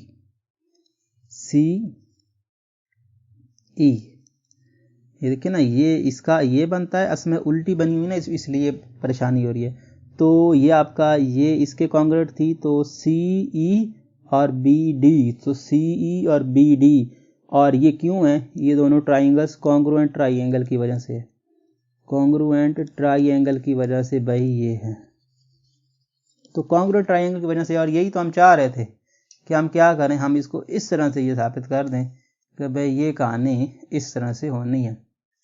सो ये आपका हो गया, और लास्ट पे लिख दें कि हेंस प्रूव कि क्या है, आपके पास both median are congruent, medians are congruent. तो इस केस में ये किस्सा भी तमाम हुआ। अब हम बात कर लेते हैं अपने नेक्स्ट पार्ट की, मतलब क्वेश्चन नंबर 4 की। तो क्वेश्चन नंबर 4 में आपको ये कह रहे हैं कि prove that median bisecting the base of an isosceles triangle bisect vertical angle and is perpendicular to the base. थोड़ी सी कॉम्प्लिकेटेड कहानी है, लेकिन इतनी भी मुश्किल नहीं है कि आप इसको हैवी बना लें और खुद पे सवार कर लें। क्या कह रहे हैं कि आपके पास एक आइसोसेलेस ट्राइंगल है। आइसोसेलेस ट्राइंगल की जो बेस होती है, बेस के बारे में हम बात कर चुके हैं कि वो लाइन जो बेसिकली इन लाइनों के साथ पैरेलल होती हैं उसको हम बेस कहते हैं। तो एक आइसोसेलेस ट्राइंगल है, उसकी जो बेस है, उसकी बेस को जो कट कर रही है लाइन, जो मीडियन है बेसिकली, मीडियन उसको कट कर रही है, और आप वो साबित करो कि वो जो मीडियन लाइन है वो एंगल ए को जहां से पास करती है उसको भी दो बराबर हिस्सों में कट करके आ रही है, और जहां पे आके गिर रही है बेस पे वो भी आपको परपेंडिकुलर साबित करना है। तो ये बेसिकली पिछले क्वेश्चन में एक क्वेश्चन हमने किया है, लेकिन वो एग्जैक्टली मुझे याद नहीं है कि कहां पे किया था। तो उसी तरह का ये क्वेश्चन मिलता जुलता ही है, लेकिन अगर मैं आपको ग्राफिकली समझाने की कोशिश करूं तो सबसे पहले तो हमें एक आइसोसेलेस ट्राइंगल बनानी होगी, क्योंकि उसने कहा है कि भाई आइसोसेलेस ट्राइंगल के साथ ये सब कुछ हो रहा है। तो आइसोसेलेस ट्राइंगल ऐसी ट्राइंगल जिसकी दो साइड तो इक्वल होती हैं, तीसरी हो जाए तो अच्छी बात है, लेकिन ना हो तो कोई इशू नहीं है। तो मतलब ये हुआ कि हम ये मान लेते हैं कि ये वर्टेक्स ए है, ये वर्टेक्स बी है, ये वर्टेक्स सी है, और आइसोसेलेस ट्राइंगल है, हम ये मान लेते हैं कि ये साइड इस साइड के इक्वल है। अच्छा, ओके हो गया। अब वो ये कहता है कि इसकी जो बेस है, इसकी बेस बी सी है। मैं आपको पहले भी बता चुका हूं कि जो इन लाइंस के पैरेलल लाइन होगी वही आपकी बेसिकली बेस बनेगी। ये बेस है। अच्छा, इस बेस पे मीडियन आके गिर रहा है। तो मीडियन क्या होता है वो हमने बात की कि मीडियन आपका बेसिकली मीडियन ऐसे गिराना है पर जो आपकी जो एंगल है ना वो वर्टिकल साइड पे हो। तो वर्टिकल साइड पे ये एंगल है, तो इसके सामने वाला ये, तो यहां से एक हम मीडियन ड्रा कर रहे हैं। तो मीडियन ड्रा हो गया भाई। अब वो ये कह रहा है कि ये जो भाई मीडियन है ना, ये मीडियन दो काम कर रहा है। एक तो बाइसेक्ट कर रहा है वर्टिकल एंगल को, मतलब एंगल ए को दो बराबर हिस्सों में कट करके आ रहा है, और दूसरी बात यह है कि ये बी पे परपेंडिकुलर है। इस बार ये चीज आपको भाई गिवन नहीं है, ये आपको प्रूव करनी है। इस बार आपको ये चीज प्रूव करके देनी है कि ये दोनों एंगल भी बराबर और ये दोनों एंगल भी बराबर होंगे। इस बार आपको ये चीज प्रूव करके देनी है, और इसके लिए उसने दिया क्या? उसने दिया है एक तो आइसोसेलेस ट्राइंगल है और एक मीडियन है। आइसोसेलेस ट्राइंगल क्या होती है? ऐसी आपके पास ऐसी ट्राइंगल जिसकी दो साइड इक्वल होती हैं, और वो हमने ए बी और ए सी को मान लिया। उसके बाद मीडियन, तो मीडियन के बारे में हम जानते हैं कि जब मीडियन की बात होती है तो वो जिस साइड पे आके गिरता है उसको दो इक्वल हिस्सों में काट देता है। तो अगर मीडियन की डेफिनेशन को यूज करें तो ये पॉइंट अगर डी हो तो बी से डी की मेजरमेंट और डी से सी की मेजरमेंट इक्वल होगी। मतलब ये हुआ कि डेफिनेशन जो है हमारे पास, ये डेफिनेशन मीडियन की, ये हमें ये बता देगी कि ये दो साइड बराबर। अब अगर हम किसी तरह से क्या करें, किसी तरह से ये भी साबित कर लें कि या तो इसका एक एंगल बराबर है, और या हम ये साबित कर लें कि या इसकी कोई साइड बराबर है, तो आसान हो जाएगा हमारे लिए क्वेश्चन। ठीक है, तो आसान तो हो गया ना भाई। देखें, एक तो ये हो गया, ठीक है, एक तो ये हो गया कि भाई आइसोसेलेस ट्राइंगल, और दूसरा मीडियन है, तो मीडियन ने इसको दो हिस्सों में कट किया। तो अब तो दो रास्ते हैं। कौन से भाई? एक ट्राइंगल जो होती है, एक ही ट्राइंगल में दो साइड्स अगर कॉन्ग्रुएंट होती हैं तो उसके अपोजिट एंगल कॉन्ग्रुएंट होते हैं। तो ये एंगल और ये एंगल कॉन्ग्रुएंट हो गए, तो दो साइड और एक एंगल कॉन्ग्रुएंट, तो आपका एस पास्टुलेट। लेकिन इसके साथ साथ एक और पास्टुलेट भी लगता है, अगर वो लगाना चाहो तो। वो कौन सा है भाई? अगर आप इन दो ट्राइंगल्स को मानते हो कि ये आपके पास दोनों ट्राइंगल्स हैं, तो ये दोनों में कॉमन आ रहा है ना भाई, ये भी तो आपको नजर आ रहा है, ये आपको दोनों में कॉमन आने वाली लाइन नजर आ रही है। तो एस पास्टुलेट भी लगा सकते हो कि भाई तीनों साइड बराबर, तो एंगल्स, तो वो ट्राइंगल्स कॉन्ग्रुएंट। तो एस पास्टुलेट भी लगा सकते हो, आपके पास एस पास्टुलेट भी लगा सकते हो, क्योंकि दोनों कंडीशन फुलफिल हो रही हैं। दो साइड और एक एंगल भी बराबर हो रहे हैं, या तीनों साइड और एक एंगल बराबर हो रहे हैं, बेसिकली तीन साइड और एक एंगल बराबर हो रहे हैं, तो आप एस एस पास्टुलेट लगा लें, और या फिर आप एस पास्टुलेट लगा लें। दोनों रास्तों से आप इसको कॉन्ग्रुएंट प्रूव कर जाएंगे। और अगर आप इसको कॉन्ग्रुएंट प्रूव कर गए तो क्या मतलब होगा? इसका मतलब ये होगा कि ये कॉन्ग्रुएंट हैं, तो ये साइड, दोनों साइड आपस में कॉन्ग्रुएंट है, तो ये एंगल आप पहले का बराबर करके बैठे हो। ये दोनों साइड आपस में बराबर है, तो इसके सामने वाला एंगल ये और इसके सामने वाला एंगल ये, तो दोनों में आपस में कॉन्ग्रुएंट हो गए। तो ये तो एक बात प्रूव हो जाएगी ना कि एंगल क्या करता है, वर्टिकल एंगल को बाइसेक्ट करता है। तो ये दो बराबर हिस्सों में ये भी, ये इसके बराबर, ये इसके बराबर, तो ये तो आपको साबित कर बैठे। अब ये साबित करना है कि परपेंडिकुलर, तो ये साइड और ये साइड बराबर, तो इसका मतलब ये हुआ कि ये दोनों साइड आपस में बराबर, और दोनों साइड बराबर, तो सप्लीमेंट्री एंगल के हिसाब से हम जानते हैं कि दोनों एंगल का सम 180 डिग्री होगा, और दोनों अगर इक्वल हैं तो एक 90 का होगा, दूसरा भी 90 का होगा, तभी तो पॉसिबिलिटी बनती है। तो इस तरह से हमारा क्वेश्चन सॉल्व हो जाएगा। इतना आसान क्वेश्चन है, लेकिन समझना थोड़ा सा मुश्किल था। अच्छा, अब हम इसको बनाने की कोशिश करते हैं। तो यहाँ पर ये जो हमने फालतू काम किया ना, इसको हम हटाते हैं। यहाँ तक तो, यहाँ और भी कुछ है वो भी हटा लेते हैं।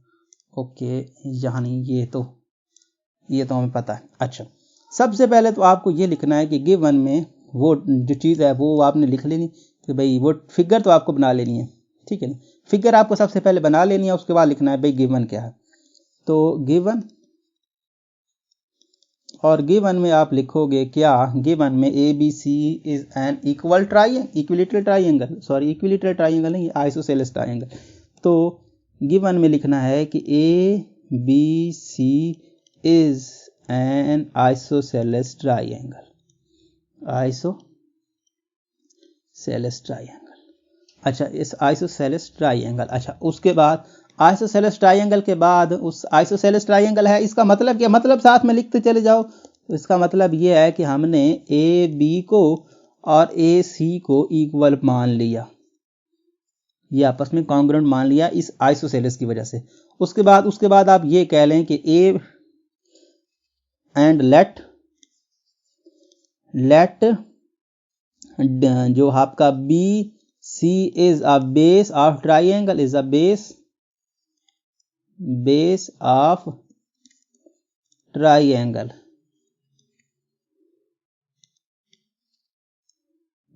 Triangle, and D is a midpoint,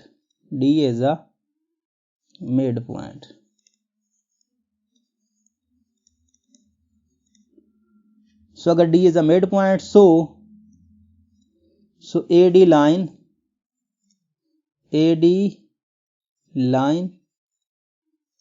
is median। बात समझ में आ रही है कि क्या हो रहा है भाई? वही मीडियन की डेफिनेशन को फुलफिल करने के लिए हमने दूसरा रास्ता इख्तियार कर लिया कि भाई बेस पे मीडियन आके गिरना है ना, तो BC को बेस मान लिया, यहाँ पर BC को हमने बेस मान लिया, D को मिड पॉइंट मान लिया, तो इन दोनों को ज्वाइन करने से AD जो लाइन बनेगी वो क्या होगी, वो मीडियन होगी। मीडियन की यही डेफिनेशन होती है कि वो अपने सामने वाली साइड पे आके गिरती है और उसके साथ क्या करती है, उसको दो बराबर हिस्सों में डिवाइड कर देती है। मतलब ये हुआ कि उसको वो उस मिड पॉइंट पे आके गिरने वाली लाइन होती है। तो ये हो गया। और इसका मतलब क्या है? इसका मतलब है कि BD is congruent to DC। ऐसा ही है।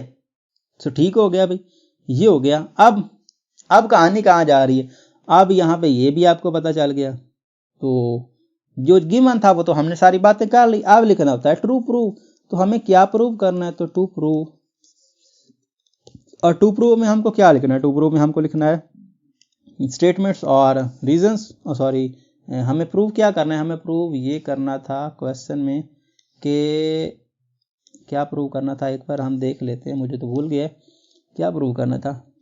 कि आपके पास वो बाइसेक्ट करती है एंगल को, तो हमको ये साबित करना है कि जो है AD लाइन एंगल को बाइसेक्ट करती है और उस पर आके परपेंडिकुलर गिरती है। अच्छा, we have to show that, prove क्या करना है कि AD लाइन is bisector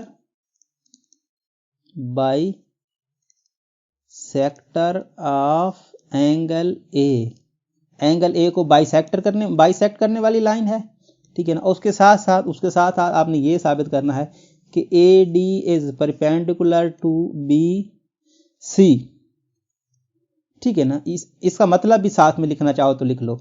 इसका मतलब क्या है, चलो मतलब को छोड़ें, आप मतलब लास्ट पे समझ लेंगे, लेकिन मैं आपको वैसे बता देता हूँ कि ए डी बाइसेक्ट ए का एंगल ए का बाइसेक्टर ए एंगल ए का मतलब क्या है कि मैं अगर आप इसको मतलब समझाने की कोशिश करूँ तो इसका मतलब ये है कि हमें ये प्रूव करना है कि एंगल बी ए डी बराबर है एंगल सी ए डी, और दूसरा हमें ये प्रूव करना है कि आपका एंगल बी डी ए बराबर है एंगल सी डी ए के। ये आपको दो एंगल्स बराबर करके देने हैं, क्योंकि ये दो एंगल बराबर करने से परपेंडिकुलर हो जाएगा, और बराबर करने के साथ साथ 90 का भी साबित करना है, ठीक है ना। बल्कि बराबर नहीं साबित करना, बल्कि हमें 90 का साबित करना है कि एंगल बी डी ए 90 का साबित करना है, और एंगल सी ए डी और बी ए डी ये दोनों बराबर करके साबित कर देने, ये दोनों कॉन्ग्रुएंट कर देने हैं और इसको 90 का साबित करके दे देना है। ये आपका ऑब्जेक्टिव था। अच्छा, इसको कॉपी कर लें तो अच्छा रहेगा, क्योंकि कॉपी करते हैं तो देख देख के लिखते जाएंगे, वैसे तो मुश्किल हो जाएगा। यहाँ पर ये हो गया। अब यहाँ पे मैंने इसको पेस्ट भी कर लिया है, और अब हम असल काम आपका स्टार्ट करते हैं। इसको साइड पे रखते हैं ताकि हम इसको देख देख के लिखते रहें कि हमें क्या करना। सबसे पहले हम क्या लिखते हैं, सबसे पहले तो हमें पता होता है कि हम दो ट्राइंगल्स की बात करने वाले हैं, उनके बारे में हम लिखते हैं। तो ए बी और डी ट्राइंगल, ए बी और डी ट्राइंगल का कॉन्ग्रुएंट आपस में कॉरस्पॉन्डिंग ट्राइंगल। दूसरी कौन सी, ए सी और डी, तो ए सी और डी, तो लाइन लगा लेते हैं। ओके हो गया। उसके बाद सबसे पहले क्या है, ए से बी की मेजरमेंट इक्वल है, ए से बी इज कॉन्ग्रुएंट टू ए से सी, और ये क्यों गिवन है, क्योंकि आइसोसेलेस ट्राइंगल थी। अच्छा, उसके बाद बी से डी, बी से डी, और बी से डी इज कॉन्ग्रुएंट टू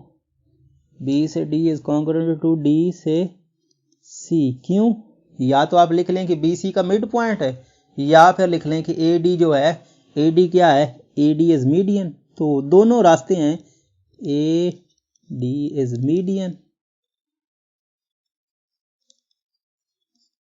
लिख लें, या दूसरा रास्ता है कि बी सी का ये क्या है, बी सी का ये मिड पॉइंट है। अच्छा, तीसरा रास्ता आपको डिसाइड करेगा कि आपको एस पास्टुलेट लगाना है या फिर एस पास्टुलेट लगाना है। तो मैं यहाँ पर कॉमन वाला रूल जो है वो यूज कर रहा हूँ कि A D is congruent to A D. और क्यों भाई, इसीलिए क्योंकि कॉमन है। या फिर आप ये लिखना चाहते हो तो रिफ्लेक्सिव प्रॉपर्टी। अच्छा, ये कहानी हो गई। ये कहानी करने के बाद हमने क्या किया, यहाँ पर ये हमने कर लिया। अब तीनों साइड्स इक्वल, तो ट्राइंगल्स इक्वल, तो A B D is congruent to क्या होगा, इज कॉन्ग्रुएंट टू यहाँ पर ये आपके पास ट्राइंगल ए सी डी, और क्यों एस पास्टुलेट, ठीक है, एस पास्टुलेट, ठीक हो गया, S postulate, triple S basically, तीन साइड्स इक्वल तो ट्राइंगल्स कॉन्ग्रुएंट, तो इसलिए हमने ये रूल लगाया। अब हमारा ऑब्जेक्टिव क्या था, हमारा ऑब्जेक्टिव ये नहीं था, हमारा ऑब्जेक्टिव कुछ और था। हमारा ऑब्जेक्टिव था कि हमें इन दोनों एंगल्स को इक्वल साबित करना। अच्छा देखें, अब मैं इसको थोड़ा सा बड़ा करके दिखाता हूँ, क्योंकि भाई अब हमें इसकी ज़रूरत है थोड़े से, क्योंकि पहले तो मैं इसको देख देख के मुझे समझ में आ रहा था, मैं लिख रहा था, अब आपको समझाना मतलब है। ठीक है, देखें हो क्या रहा है। यहां पर देखें, ये साइड और ये साइड आपस में कॉन्ग्रुएंट, तो इसके सामने वाला एंगल आपस में कॉन्ग्रुएंट, तो मतलब angle B D A congruent, angle C D A आपस में कॉन्ग्रुएंट। ये साइड और ये साइड आपस में कॉन्ग्रुएंट, तो इसके सामने वाले ये साइड और इसके सामने वाला ये एंगल और इसके सामने वाला ये एंगल, तो ये कॉन्ग्रुएंट, ठीक है। तो इस केस में, और बाकी ये ए सी और ए बी कॉन्ग्रुएंट, तो इसके सामने वाला एंगल सी और एंगल बी कॉन्ग्रुएंट, तो उसके बारे में बात करने की जरूरत नहीं, क्योंकि उसका हमें मतलब ही नहीं है। अच्छा, तो ठीक है भाई, हम लिखने लगे हैं एंगल आपका B A D is congruent to angle आपका CAD। और इसकी रीजन भाई जी इसलिए है क्योंकि ये हमने कॉन्ग्रुएंट ट्रायंगल साबित कर लिए। सो कॉन्ग्रुएंट ट्रायंगल, इसलिए भाई हम इसके साथ ये काम कर रहे हैं कि ये कॉन्ग्रुएंट ट्रायंगल होगी। अच्छा, अब ये तो हमें साबित करना था, वो हमने कर लिया। आप इसकी तरफ आते हैं, BDA और CDA। तो angle BDA is congruent to angle CDA, और इसकी भी रीजन यही कि हमने इसको कॉन्ग्रुएंट ट्रायंगल साबित कर लिया है। तो इसीलिए भाई हम इसको इक्वल लिख रहे हैं। अच्छा, अब ये इक्वल लिख रहे हैं, लेकिन अभी तक हमारा मसला सॉल्व नहीं हुआ। एक पार्ट हमारा इसका रहता है, इसको जब तक हम 90 नहीं करेंगे तब तक हमारा ये इशू चलता रहेगा। सो जहां पर आप लिखोगे angle BDA plus major angle लिख ले, मेजर एंगल, और मेजर एंगल CDA, ये आपका मेजर एंगल CDA, ये आपके पास हो गया 180 डिग्री। ठीक है, और ये क्यों है? सप्लीमेंट्री,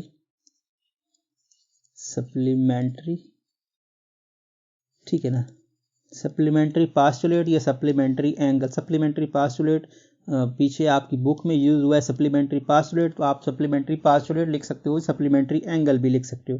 सो सप्लीमेंट्री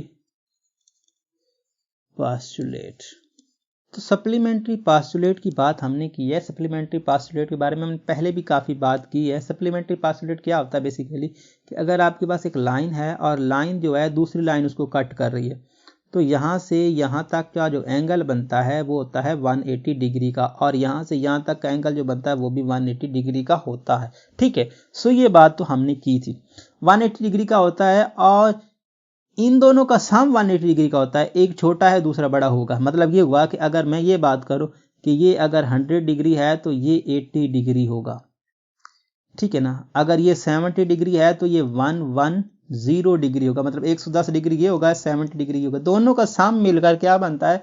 180 डिग्री का बनता है। ये है सप्लीमेंट्री पास्टुलेट, इसको बोलते हैं सप्लीमेंट्री पास्टुलेट। तो इस तरह से ये कहानी होती है सॉल्व। अच्छा, अब हमारा ऑब्जेक्टिव ये नहीं है, हमारा ऑब्जेक्टिव है इसकी वैल्यू निकालना। अब दोनों कॉन्ग्रुएंट हैं तो एक की जगह पे दूसरा रख सकते हो। ठीक है, तो major of angle BDA plus major of angle CDA की जगह पे मैं BDA रख रहा हूं। क्यों रख रहा हूं? क्योंकि ये इक्वल है मेजर में। तो BDA, B major angle BDA which is equal to 180 degree, और यहाँ पर भी डिग्री का सिंबल होना चाहिए। तो ये भी BDA, ये भी BDA, तो मतलब 2 major of angle BDA which is equal to 180 degree. So 2 उधर लेके जाओ तो क्या आएगा? Major angle BDA which is equal to 180 degree divided by 2। So आ गया मेजर एंगल, आप मेजर एंगल इसको सही से लिख लें, मेजर एंगल आपका ये आपका BDA which is equal to 90 degree. So अगर ये 90 है तो दूसरा भी 90 ही होगा। दूसरा क्या था? दूसरा आपका था CDA। ठीक है ना, तो CDA, तो इसको लिख सकते हो आप क्या? CDA। So major angle CDA which is equal to CDA which is equal to 90 degree. So यहाँ तक ये आपका जो किस्सा है वो ख़त्म हो गया।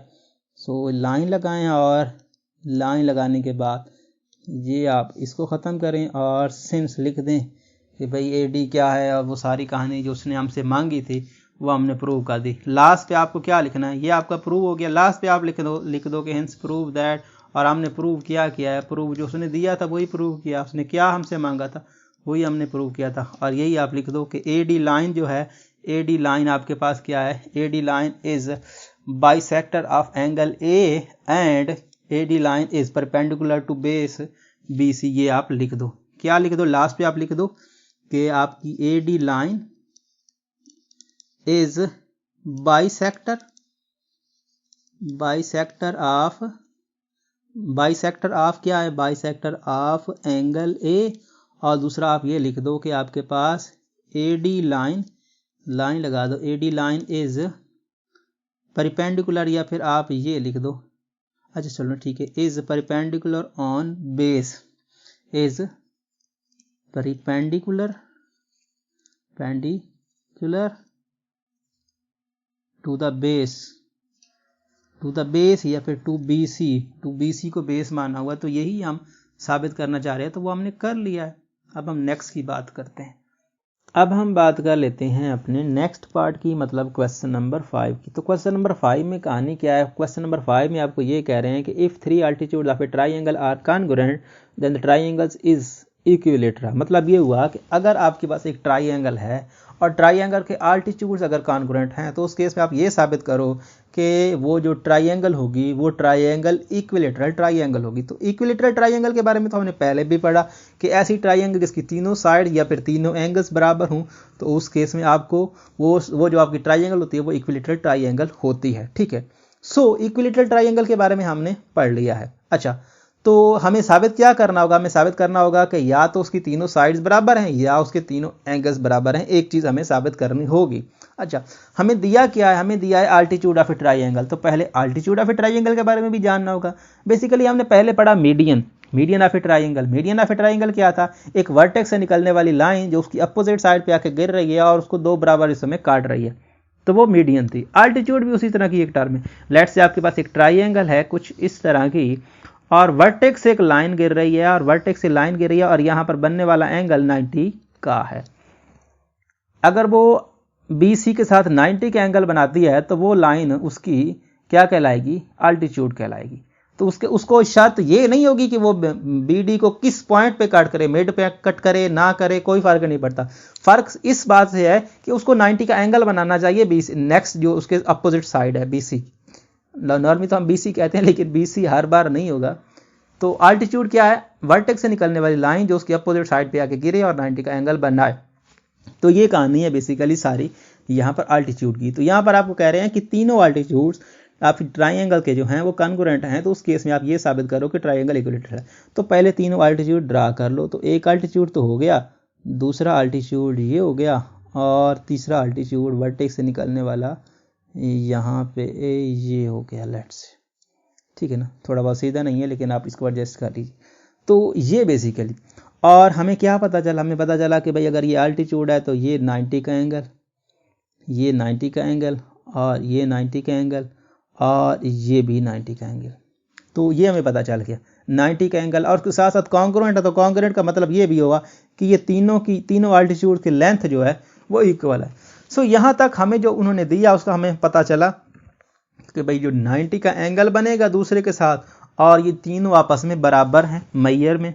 तो नाम दे लें, इसको A कह लें, इसको B कह लें, और इसको C कह लें। A के सामने वाले को D कह लें, B के सामने का D, E और F कह लें। अपनी मर्जी से नाम देने हैं, नाम में क्या हर्ज है? अपनी मर्जी से दे लें, चेंज करके दे दें, तो उसके हिसाब से इक्वेशन भी चेंज होती रहेगी, मतलब तो वही रहेगा। अच्छा, ये हमें पता है। हमें साबित करना है कि या तो हम इसके तीनों साइड्स इक्वल कर दें या फिर हम तीनों इसके एंगल इक्वल कर दें। ठीक है, तो क्वेश्चन नंबर 1 और क्वेश्चन नंबर 3 में हमने देखा कि अगर हम यहाँ पे ये ट्राइंगल और ये ट्राइंगल लेते हैं और इस तरह का सिनेरियो बनाते हैं तो दो एंगल इक्वल हो जाते थे। ठीक है ना, वो हमने क्वेश्चन नंबर 1 और क्वेश्चन नंबर 3 में ये चीज़ सीखी है। तो अगर हम वही केस जो हमने क्वेश्चन नंबर 1 और क्वेश्चन नंबर 3 में सीखा है उसी को अप्लाई करें, तो एंगल्स को इक्वल करने की कोशिश करें, तो क्या हम कर पाएंगे? यहाँ पर देखिए, पहले हम वही केस ले लेते हैं। हमने कहा था कि भाई एक हम यहाँ से ये ट्राइंगल उठा लेते हैं और एक ट्राइंगल हम यहाँ से उठा लेते हैं। लेट्स से ये एक ट्राइंगल बन जाएगी ना, ठीक है ना, एक ट्राइंगल ये बन जाएगी, दूसरी ट्राइंगल हम यहाँ से उठा लेते हैं। लेट्स से ये हम दूसरी ट्राइंगल उठा रहे हैं, तो दूसरी ट्राइंगल हम यहाँ से उठा रहे हैं, तो दूसरी ट्राइंगल आपकी ये ट्राइंगल होगी। तो लेकिन यहाँ से तो दो एंगल आप ये बराबर होंगे। दो एंगल बराबर करना हमारा मकसद नहीं, हमारा तो तीन को मकसद है, लेकिन दो को पहले बराबर कर लेते हैं, फिर तीसरे का भी कोई हल निकाल लेंगे। तो इसको साइड पे लेके आओ, थोड़ा इसको साइड इस साइड पे थोड़ा सा रखते हैं, क्योंकि दूसरी साइड पे भी तो हमें काम करना होगा ना। तो इसको यहाँ पे और इसको भाई जी यहाँ पे हमने लेके आ गए। नाम जो है वो नाम हमने जिस तरह से लिखे हुए नाम दे लो, ठीक है ना। ये आपका ये है, ये ट्राइंगल, तो ये आपका एफ, ये आपका एफ, ये आपका ये क्या बी है, ठीक है ना, ये बी है। सो ये बी और ये आपका सी। इसको देखें तो ये आपका ई, ये बी इसके करीब आ रहा है, इसको उधर करते हैं क्योंकि ये इसका नहीं है बल्कि इसका है। ये बी इसका है, कलर भी इसी का रखते हैं जो इसका ओरिजिनल कलर है, तो बी इसका है। और अभी जिसके बारे में हम बात कर रहे हैं वो है भाई वो ई ये, और ये आपका है कौन सा, ये आपका है बी और ये आपका है सी। अच्छा, क्या क्या पता है आपको? पता है कि आल्टीट्यूड्स इक्वल हैं, तो आल्टीट्यूड यहाँ पर बी ई और एफ सी और बी ई आल्टीट्यूड इक्वल है, तो इसको आप 1 कह दो, इसको आप 1 कह दो। ये तो हमें पहली कंडीशन दे रही है ना कि ये इक्वल है। अच्छा, और क्या पता है? और हमें पता है कि ये वाला एंगल 90 का है और ई पर और एफ पर बनने वाला एंगल 90 का है। ये हमें पता है क्योंकि वो आल्टीट्यूड है, ठीक है। और ये बात भी हमें पता चल गई। यहाँ से इक्वल साइड इसलिए क्यों, क्योंकि आल्टीट्यूड कांग्रुएंट है, और ये 90 का इसलिए किया क्योंकि आल्टीट्यूड है। अच्छा, ये बात हो गई। और बी सी दोनों में आ रहा है, तो किस्सा मुख्तसर, दो साइड एक एंगल बराबर, तो ट्राइंगल कांग्रुएंट, तो ट्राइंगल कांग्रुएंट, तो इस केस में ये साइड और ये साइड आपस में बराबर, तो इसके सामने वाले एंगल भी बराबर। तो मतलब ये हुआ कि क्या इसके सामने वाला एंगल कौन सा है, सी, और इसके सामने वाला एंगल कौन सा है, इसके सामने वाला बी, ठीक है ना। तो ये कंप्लीट एंगल और ये कंप्लीट एंगल, कंप्लीट एंगल की बात करें ना, हमारा कंप्लीट एंगल ये है, तो कंप्लीट एंगल हमारा, कंप्लीट एंगल सी और कंप्लीट एंगल बी, ये हमारे दोनों इक्वल हो गए इसकी वजह से, क्योंकि ये दोनों ट्राइंगल कॉन्ग्रुएंट हो गई। तो angle B is congruent to angle C. अब हम दो और ट्राइंगल तलाश करते हैं जिनको हम आपस में कॉन्ग्रुएंट प्रूव कर पाएँ, जिससे हमारा एंगल एक कवर हो पाए। तो यहाँ पर आपके पास बहुत से आ रही हैं ट्राइंगल्स, आप कोई सी भी दो ले लें। तो लेट से आप इनको ले लें, ये ट्राइंगल और ये ट्राइंगल, इससे आपका ये दोनों कवर हो जाएंगे। आपको मैं अगर बनाने की कोशिश करूँ तो ये आपके पास ये ट्राइंगल और ये ट्राइंगल एक बनेगी। ये ट्राइंगल आप ले लें और दूसरी ट्राइंगल आप ये ले लें, ठीक है ना, ये ले लें, या फिर ये नहीं लेना चाहते तो ये ले लें। तो ये ट्राइंगल और ये ट्राइंगल ले लें, और इसके साथ आपको ये साइड लेनी पड़ेगी, क्योंकि जो एक ट्राइंगल होगी दूसरी ट्राइंगल उसके साथ ऐसी ट्राइंगल लेंगे जो उसके साथ उसको क्या करे, उसके साथ एक सेम साइड मैच करती हो। सो वही ट्राइंगल हमें को लेनी पड़ेगी। तो ये ट्राइंगल हम लेंगे, यहाँ पर ये ऑटो बनती है ना, सो इसीलिए ये थोड़ा बहुत गड़बड़ करती है। तो इस तरह की ये बेसिकली ट्राइंगल हम चूज़ कर रहे हैं। इसके लिए ये ट्राइंगल चूज़ कर लेंगे, ठीक है ना। आप जो मर्जी चाहो चूज़ कर सकते हो, ऐसा कोई इशू नहीं है। तो मैं क्या कर रहा हूँ, इन दोनों को ये अलग कर रहा हूँ। यहाँ पर एक ये ले रहा हूँ और दूसरी ये ले रहा हूँ, क्योंकि इन दोनों में हो क्या रहा है, इन दोनों में खूबी ये है कि इनमें एक साइड जो है दोनों में कॉमन है, और कौन सी साइड है, वो आपकी ए बी साइड जो है वो दोनों में कॉमन है। तो इसीलिए मैं इन दोनों को ले रहा हूँ, ठीक है। सो देखें, मैंने ले लिया। अब इनको नाम दे लें। ये आपका पॉइंट बी है, कलर चेंज करते हैं। ये आपका पॉइंट ये पॉइंट बी है, ये पॉइंट आपका ए है, और ये पॉइंट आपका डी है। और इसके साथ इसका पॉइंट आपका ये तो आपका बी है, ये आपका ए है, लेकिन ये आपका पॉइंट ई है। सो ये दो ट्राइंगल्स। अच्छा, आल्टीट्यूड तलाश करें। आल्टीट्यूड कौन से हैं? आल्टीट्यूड आपके पास बी से ई वाला आल्टीट्यूड है, तो ये आल्टीट्यूड 1 का हुआ है। तो इसके साथ इसका आल्टीट्यूड कहाँ पे खड़ा है? इसका आल्टीट्यूड आप देखें तो ए से डी वाला आल्टीट्यूड, तो इसका आल्टीट्यूड ये है। तो ए डी और बी ई दोनों का आल्टीट्यूड है ना भाई, आपके पास ए डी और बी दोनों आल्टीट्यूड हैं, तो इक्वल हैं, आल्टीट्यूड इक्वल है क्योंकि ये हमें गिवन है। अच्छा, और यहाँ पर डी पे बनने वाला एंगल और जो है डी पे और ई पे बनने वाला एंगल 90 के हैं, ये भी हमें पता है। अच्छा, उसके बाद ए बी और ए बी दोनों में आ रहा है तो ये वैसे ही इक्वल है। तो इस केस में क्या हुआ, इस केस में आपके पास ये हो गया कि भाई देखें दो साइड और एक एंगल बराबर, तो इसका मतलब ये हुआ कि ट्राइंगल्स जो हैं दोनों कॉन्ग्रुएंट हो गई। तो इसका मतलब क्या हुआ, इसका मतलब ये हुआ कि ये साइड और ये 1 और ये 1 आपस में इक्वल, तो इसके सामने वाली अपोजिट साइड ये और इसके सामने वाली अपोजिट साइड ये, तो एंगल ए कंप्लीट। ये बात ख्याल रखना है कि एंगल ए, इस ट्राइंगल में एंगल ए कंप्लीट आता है और इस ट्राइंगल में एंगल बी कंप्लीट आता है। तो एंगल बी कंप्लीट और एंगल ए कंप्लीट दोनों बराबर हुए। आपका angle A is congruent to angle B, ठीक है ना, एंगल ए एंगल बी के कॉन्ग्रुएंट हो गया। और पहले आपने क्या किया था, एंगल सी और एंगल बी को कॉन्ग्रुएंट, तो इनडायरेक्टली आपने क्या कर दिया, आपने तो सबको कॉन्ग्रुएंट कर दिया, एंगल ए को एंगल बी के और एंगल बी को एंगल सी के। तो ये तीनों कॉन्ग्रुएंट हो गए, बी सी के कॉन्ग्रुएंट था और अभी आपने ए को कॉन्ग्रुएंट कर दिया बी से, तो इनडायरेक्टली तीनों कॉन्ग्रुएंट हो गए। तो तीनों कॉन्ग्रुएंट हो गए तो इसका मतलब क्या, यही तो हम चाह रहे थे कि हम तीनों एंगल्स को कॉन्ग्रुएंट कर दें। तीनों एंगल्स अगर कॉन्ग्रुएंट हो जाएं तो वो आपके पास जो ट्राइंगल होती है वो ट्राइंगल आपके पास ट्राइंगल इक्विलैटरल ट्राइंगल होती है। तो यहाँ पर तो कहानी सारी हमने की, समझने की कोशिश की और सब कोशिश करते रहे कि क्या क्या सीन है, क्या क्या हो रहा है, कैसे कैसे हो रहा है, ठीक है ना। तो अब वही काम, सबसे पहले आप क्या लिखना था, हमें गिवन क्या है, तो गिवन है क्या, गिवन है altitude of a triangle are congruent. तो सबसे पहले तो आपको फिगर बनानी है, तो फिगर बनाएं। तो ये हमने सबसे पहले तो फिगर बना ली। उसके बाद हमने जो उसने इंस्ट्रक्शन दी है उस इंस्ट्रक्शन के हिसाब से ये इसका अल्टीट्यूड, ये इसका अल्टीट्यूड और ये इसका अल्टीट्यूड, ये नाम दे दिया ए का, ये दे दिया बी का, ये दे दिया सी का, और ये हो गया डी, ये हो गया आपका ई, और ये हो गया आपका एफ।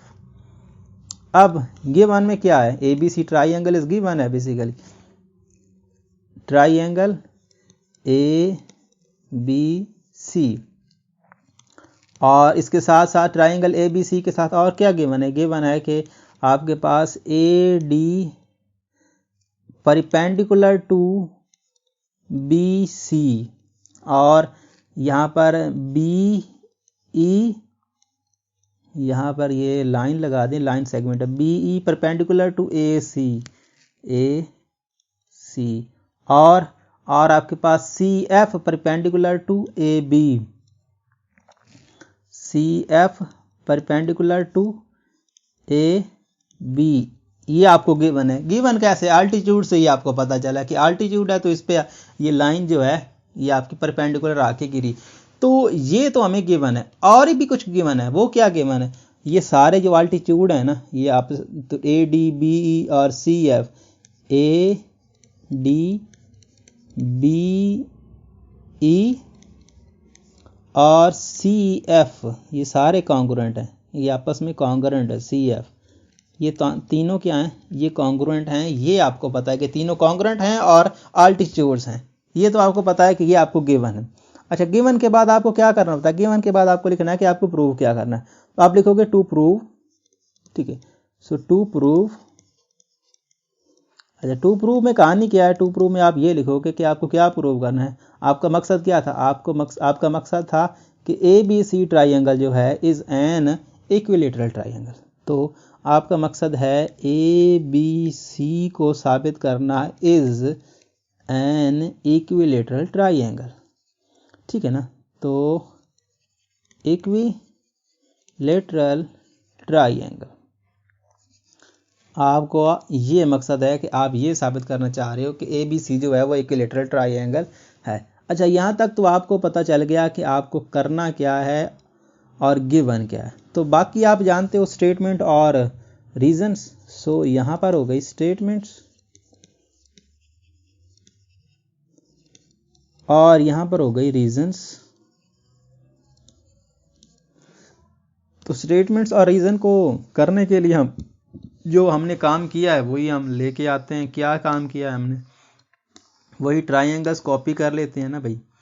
तो ट्राइंगल्स कॉपी कर लेंगे तो हमें पता चलता रहेगा कि हमें क्या क्या करना है। सबसे पहले हमने इन ट्राइंगल्स की बात की थी, तो यहाँ पे आ जाओ भाई, ये अभी कंप्लीट नहीं है, फिर से लेना पड़ेगा क्योंकि यहाँ पर मैं इनको लेकर आ गया हूँ कि हमें क्या क्या करना है। सबसे पहले हमने देखी कॉरेस्पॉन्डिंग किसकी, हमने देखी ट्राइंगल BCE की, हमने देखी सबसे पहले कॉरेस्पॉन्डिंग ट्राइंगल BCE की। किसके साथ देखी हमने, BCF के साथ, BCF के साथ। और ये कॉरेस्पॉन्डिंग देखने के लिए हमने किस चीज़ का यूज़ किया, हमने जिस चीज़ का यूज़ किया वो क्या था, वो ये था कि B और F, BF कॉन्ग्रुएंट हैं किसके, FC के या फिर CF के। और ये क्या था, ये भाई इसलिए क्या था क्योंकि ये अल्टीट्यूड था, ये गिवन था, अल्टीट्यूड की डेफिनेशन से हमने ये चीज़ हासिल की।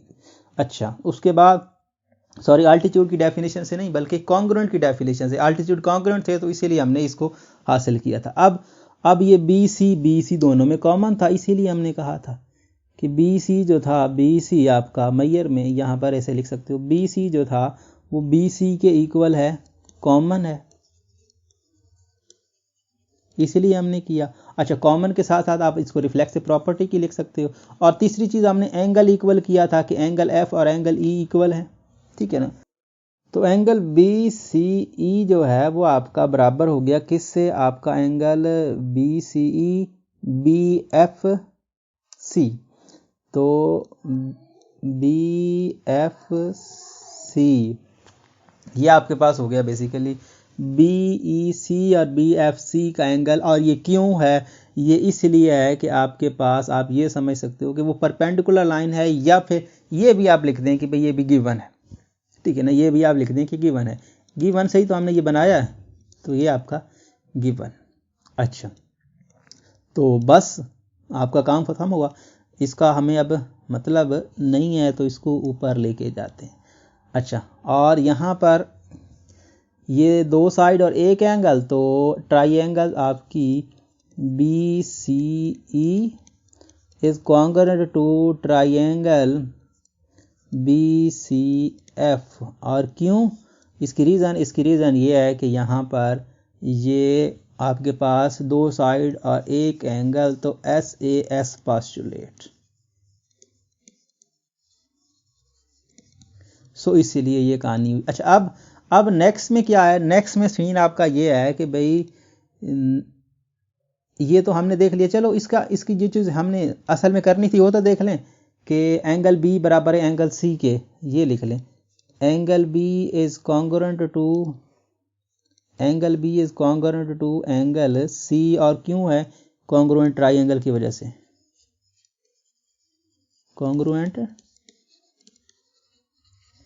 कॉन्ग्रुएंट ट्राइंगल हमने साबित किया है, तो इसीलिए हमने इसके अपोजिट साइड्स को कॉन्ग्रुएंट कर लिया। अच्छा, अब हम फिर से जाते हैं और फिर से उसको कॉपी करते हैं, जो दूसरा पार्ट हमने किया था।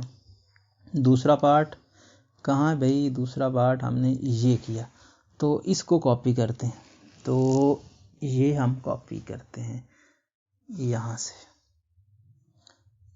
और ये फिगर ही कॉपी करनी है ना, बाकी क्या करना। चलो, ये हमने कॉपी कर लिया। अब हम आ जाते हैं इस पे नीचे, ठीक है, और यहाँ पे अब इसको पेस्ट कर लेते हैं, और इसके साथ साथ जो करना है करते रहेंगे कि भाई थोड़ा ऊपर कर लेते हैं और इसको नीचे कर लेते हैं, और यहाँ, ठीक है। अच्छा, सबसे पहले तो जिसकी कॉरेस्पॉन्डिंग देख रहे हैं वो लिखेंगे ना कि किस किस की कॉरेस्पॉन्डिंग देख रहे हैं। हम देख रहे हैं BA और D की, तो triangle BAD is corresponding relation क्या है इसका, BA और E का। और सबसे पहले आप क्या लिखोगे, A से B या BA, जो आप लिखना चाहो। तो AB is congruent to AB, दोनों में आ रहा है, ये कॉमन है, या फिर रिफ्लेक्सिव प्रॉपर्टी। अच्छा, ये हो गई। अब दूसरी चीज़ क्या है, दूसरी चीज़ ये है कि भाई ये AD और ये आपका AD को हमने किसके इक्वल किया था, AD और BE को, AD और BE को, AD is congruent to BE और ये गिवन है। और गिवन कैसे है, गिवन ऐसे है कि हमें बताया गया था कि जो आपके आल्टीट्यूड्स हैं वो हैं कॉन्ग्रुएंट, तो ये आल्टीट्यूड कॉन्ग्रुएंट की वजह से हमने इसको इक्वल किया हुआ है। अच्छा, अब नेक्स्ट एंगल D और एंगल E जो है वो angle D is congruent, angle D ना लिखें बल्कि इसको सही से एंगल जैसे लिखते हैं वैसे एंगल D कैसे, एंगल आपका एंगल ADB, एंगल ADB क्योंकि इस पे दो एंगल बन रहे थे, angle ADB is congruent to angle ADB और दूसरा आपका एंगल ये आपका AE और B। और क्यों, ये भी गिवन है, और गिवन क्यों, क्योंकि ये अल्टीट्यूड है और अल्टीट्यूड का एंगल 90 का एक राइट होता है एक 90 होता है बेसिकली। सो ये कहानी हो गई सारी, हमने कर लिया दो साइड और एक एंगल कॉन्ग्रुएंट।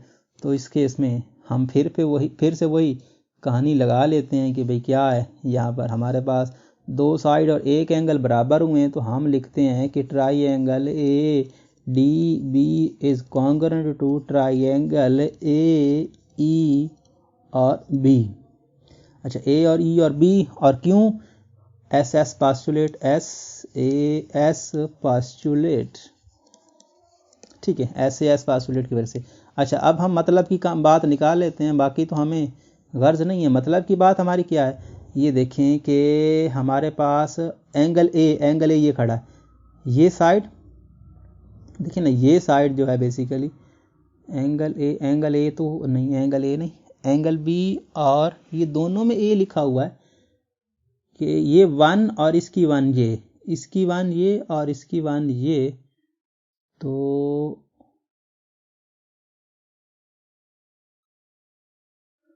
ठीक है, इसकी 1 ये आपके पास इसके सामने एंगल ये और इसकी 1 ये, तो angle B, angle A which is equal to angle B। So angle A और एंगल B बराबर angle A is congruent to angle B।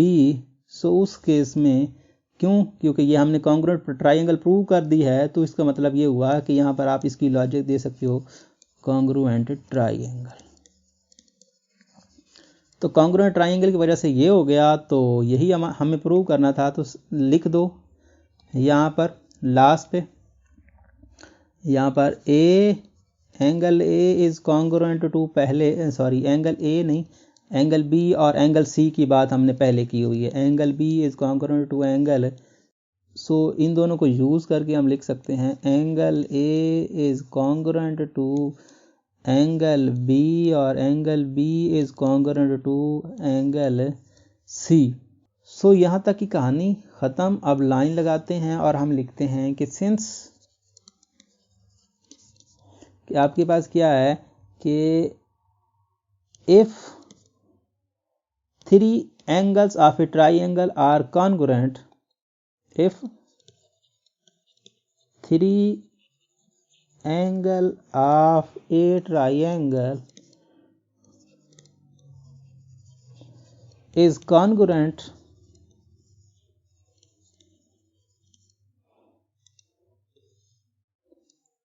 it means that so triangle is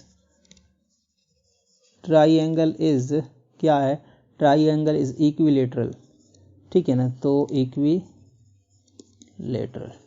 triangle, सो वो एक इक्विलेटरल ट्राइंगल होगी। तो इस तरह से इस क्वेश्चन का भी ये आंसर हो गया। उम्मीद करता हूँ ये वीडियो आपको पसंद आएगा। अगर आपको ये वीडियो पसंद आता है तो इस वीडियो को अपने दोस्तों के साथ, अपने क्लास फेलो के साथ ज़रूर शेयर करें। Thanks for watching. अल्लाह हाफिज़।